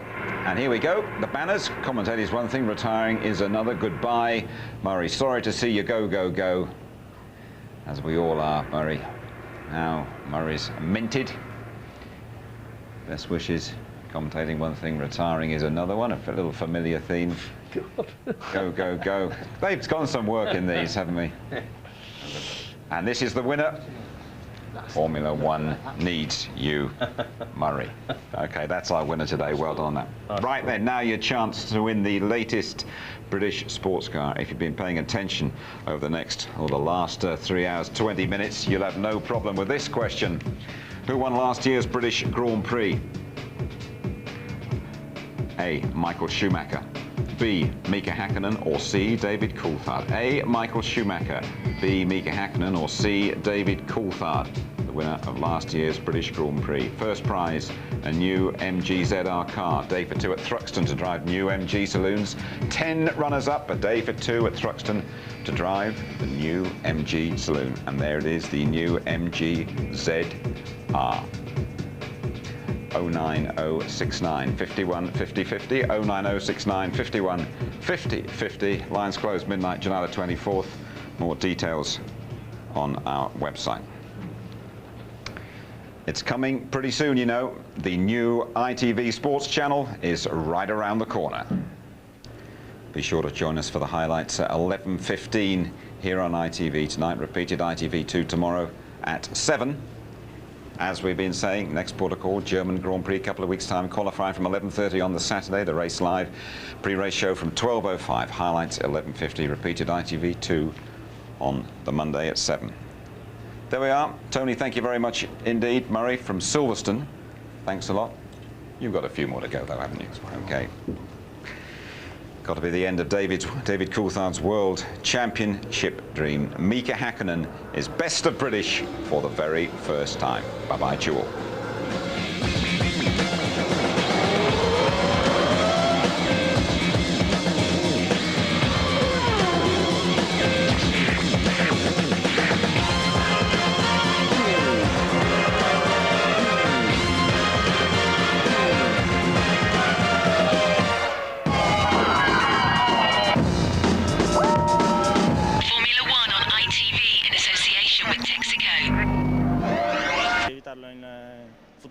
You know, I'm sure he sees it, that he had the lane, and I see it that I had I was ahead, so I felt I could keep the lane.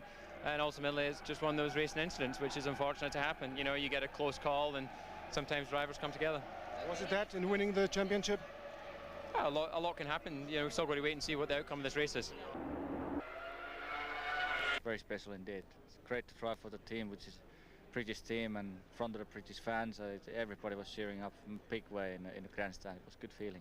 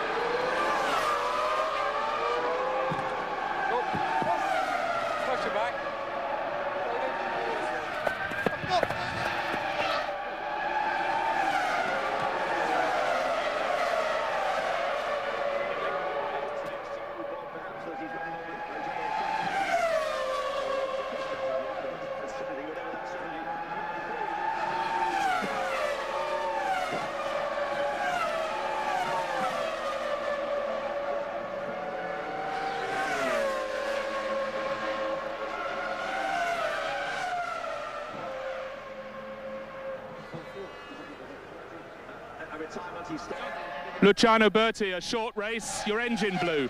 Yeah, unfortunately we had an engine problem. I don't know yet what was it, but for the last 2 laps I was losing power and suddenly the engine stopped, so... Tough luck, see you next time.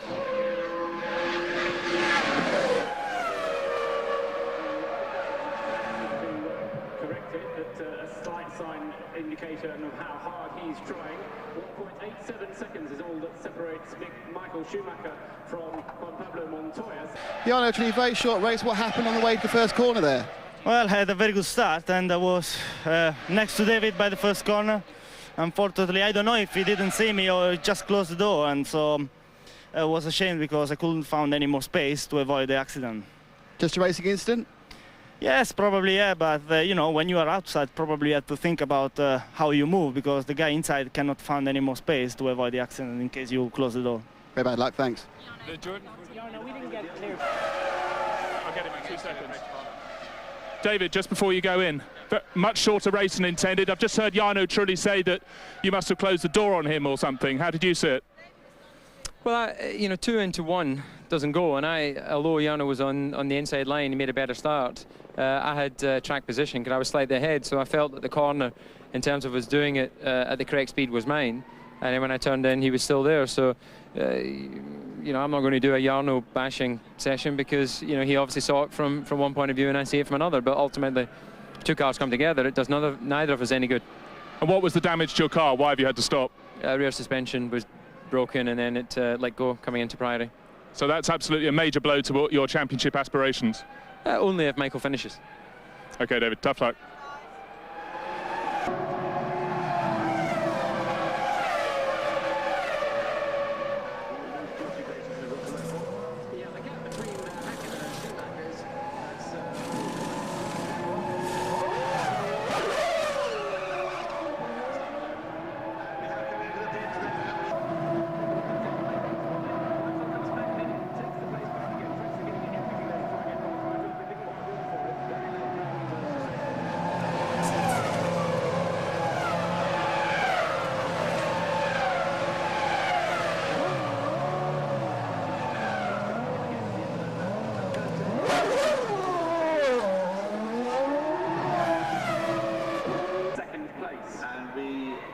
Bobby Rahal, Pedro stopped twice in 2 laps. What was the problem? The electric motor and the new fuel rig failed, so we didn't get fuel the first time around. Isn't that an FIA problem? It's a problem. Thanks a lot.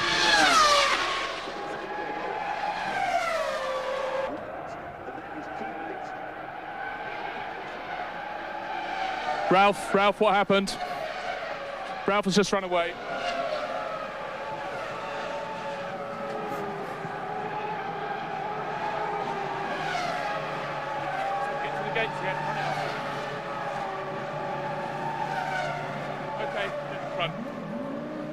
Ralph.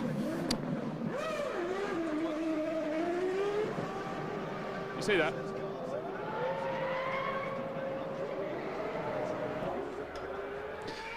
It's a well-known song, Three Wheels on My Wagon. What happened there, Paul? Just to come off. I mean, we've seen it on the replay. There's no damage to the car whatsoever. Full credit to Fernando for getting back on 3 wheels. So this is a wheel nut failure or not tightened up enough, or? We'll obviously have a good look afterwards, but there's clearly no damage to the car, to the hub, so for whatever reason, this parted company, glad to see nothing happen, no one hurt. No worries, thanks, Paul.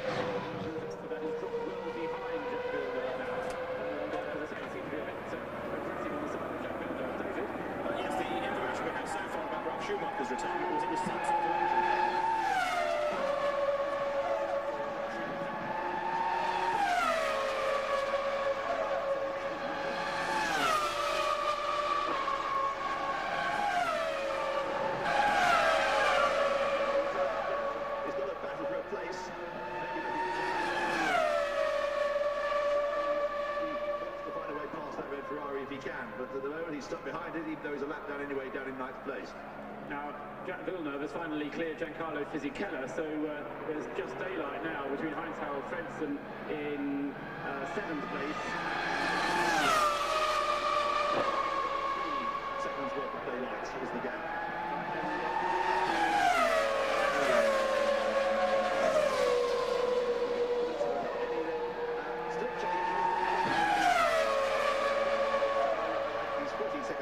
I don't see how he's going to be able to catch them before the end, because there's just not...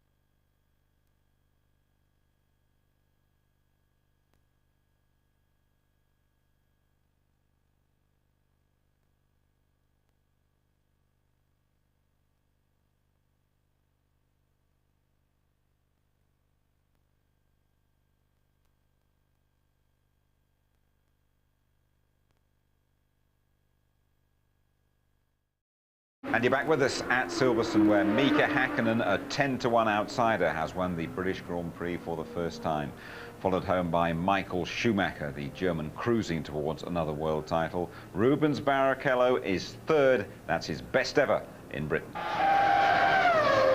It's great to win it here, obviously, because McLaren is a British team. It's important and really great for the mechanics to get this result over here. So I'm sure there's a great atmosphere in the team at the moment, and everybody's very happy. You didn't seem to be pushing as hard as normal today. Was there a reason for that? Yeah, at some stage of the race we knew there was no chance to get Mika back. There was nobody to push us, so all we had to do is drive a safely race and get the 6 points on our account, and that's what we did to some degree. On the other side, the balance of the car didn't allow me to push because I was several times close to find myself on the wall or in the gravel bed, and I didn't really want to end up there. The car never felt the way when we tested here, and we know there is a small problem, but we couldn't just solve the problem. And you know, at the end of the day, second and third, it's good for everything, I think. You're about 40 points ahead now in the championship. Can you relax yet? 37, and I can't relax. Confirmation then of the result of the British Grand Prix for you. Mika Häkkinen 10 out of 10, Michael Schumacher second, Barrichello third, Montoya fourth. He'd have wanted to have finished higher than that. And then the Saubers of Räikkönen and Heidfeld. And that means the gap between Michael Schumacher and David Coulthard is now 37 points. 60 still available for the winners in F1 2001. Rubens Barrichello back in front of Ralf Schumacher. Häkkinen straight in at 5, and Montoya scored 3 points today. Meantime, in the constructors, Ferrari have a 52-point lead. Williams remain best of the rest behind the big two. Räikkönen and Heidfeld both scoring to keep Sauber in fourth. Tony Jardine, lots of people here will say the race was ruined from them when Coulthard was bashed at the start. Well, I'm afraid it was. I mean, a whole mass of support here for Coulthard in his title bid, and it was already slender, and now it hangs by a thread, unfortunately. After this incident during the start, Schumacher gets away well, Häkkinen matched him. Incredible rocket of a start from 8th to 5th from Montoya. There's the squeeze. That was the touch there on the inside, as Trulli and Coulthard made contact. That was actually Panis going off with touch building up. And here is Coulthard emerging from the pit lane exit, where he'd spun onto the inside. Meanwhile, Schumacher's gone, Häkkinen's gone, Montoya up to third. Look at this. David Coulthard has no option but to go for it. He's got to go for that championship fight. And Trulli, of course, is going for glory with a great grid position with Jordan, and they touch, and that's a racing accident. A racing accident, and no surprise when David Coulthard's race ended very prematurely. Damaged suspension, unfortunately, Jim, there. He had radioed in, but the car went up. Very, very dangerous to carry on with cracked components. We saw earlier in the year, and there's Ron Dennis thinking, where's my man gone? We knew there was a problem. Earlier in the year, if you remember when Montoya tangled in practice with Villeneuve, and Villeneuve's car broke 3 laps later, I think Coulthard was very lucky that didn't go on the hanger straight at 190 miles per hour. It could have been a lot worse than that. We saw Ron Dennis there. He was pretty critical about Ferrari's tactics. Would you agree with him? Yeah, I think what he was saying was that they weren't really spoiling for a fight. You didn't come out and really, you know, take the gloves off to us. That's what it was about, but I think it was a conservative strategy because it was about preserving this evolutionary engine that they got in, see if it could go to the distance, tyres, etc. They were out for points. You put 2 people in the top 3, though. That's a decent response, isn't it? I think it's fabulous. You know, okay, McLaren have got the hat-trick of wins, but there they were flanked by the two Ferrari guys yet again. Looking for exciting moments in the race. We saw a good battle between Heidfeld and Heinz-Harald Frentzen, didn't we? 2 boys from Mönchengladbach, and it's great because here's the young, you know, 26-year-old, and he's up against it, the 30-something. Let's be polite to Heinz-Harald Frentzen, who's had a bad season. But notably, these 2 guys, although they were dicing for 7th here, Jim, they've both had big accidents this year. And Frentzen missed Monte Carlo because he bashed his head in Monte Carlo, and he missed Canada, if you remember. And in Canada, Heidfeld had that big accident and bashed his head against the barrier as well. But they're both, it's nice to see them both back in action. What are your feelings about Mika Häkkinen's victory? Because you've been reasonably critical about the Finn. Well, you know, he should have won in Spain, and, you know, the gearbox and the clutch let him down at the end. I think he's had some very lacklustre performance. He's only prepared to fight if the car is in really good fettle. That's my view. Unlike Michael Schumacher, whatever the situation, the 32-year-old is still very, very hungry. The 32-year-old Finn here, look, he's happy as Larry. The moment it doesn't go right, he's down, he's glum, it's reflected in his driving performances. You need consistency. Tony, thank you very much indeed. We shall return in a couple of weeks' time. We go to Hockenheim for the German Grand Prix with Michael Schumacher looking in great shape, qualifying 11:30 on the Saturday. Extensive pre-race build-up from just after midday on the Sunday. Highlights just before midnight, repeated ITV2 on the Monday at 7 o'clock.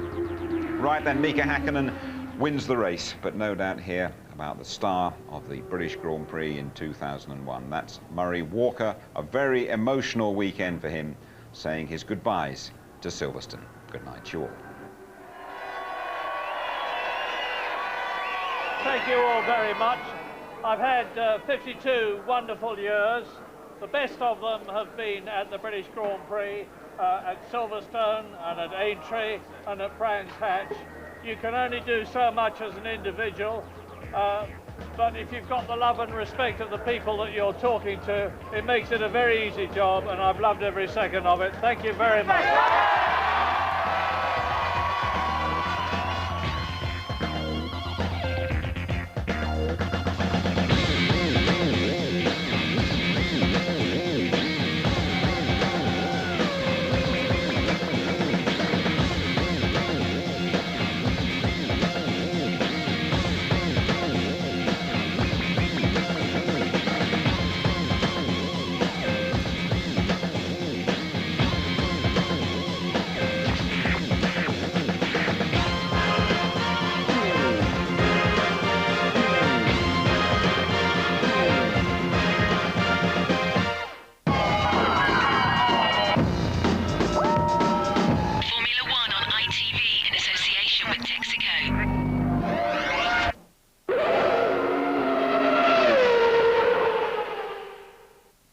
If you'd like to know more about Formula One, the website address sponsored by Foster's is www.itv-f1.com.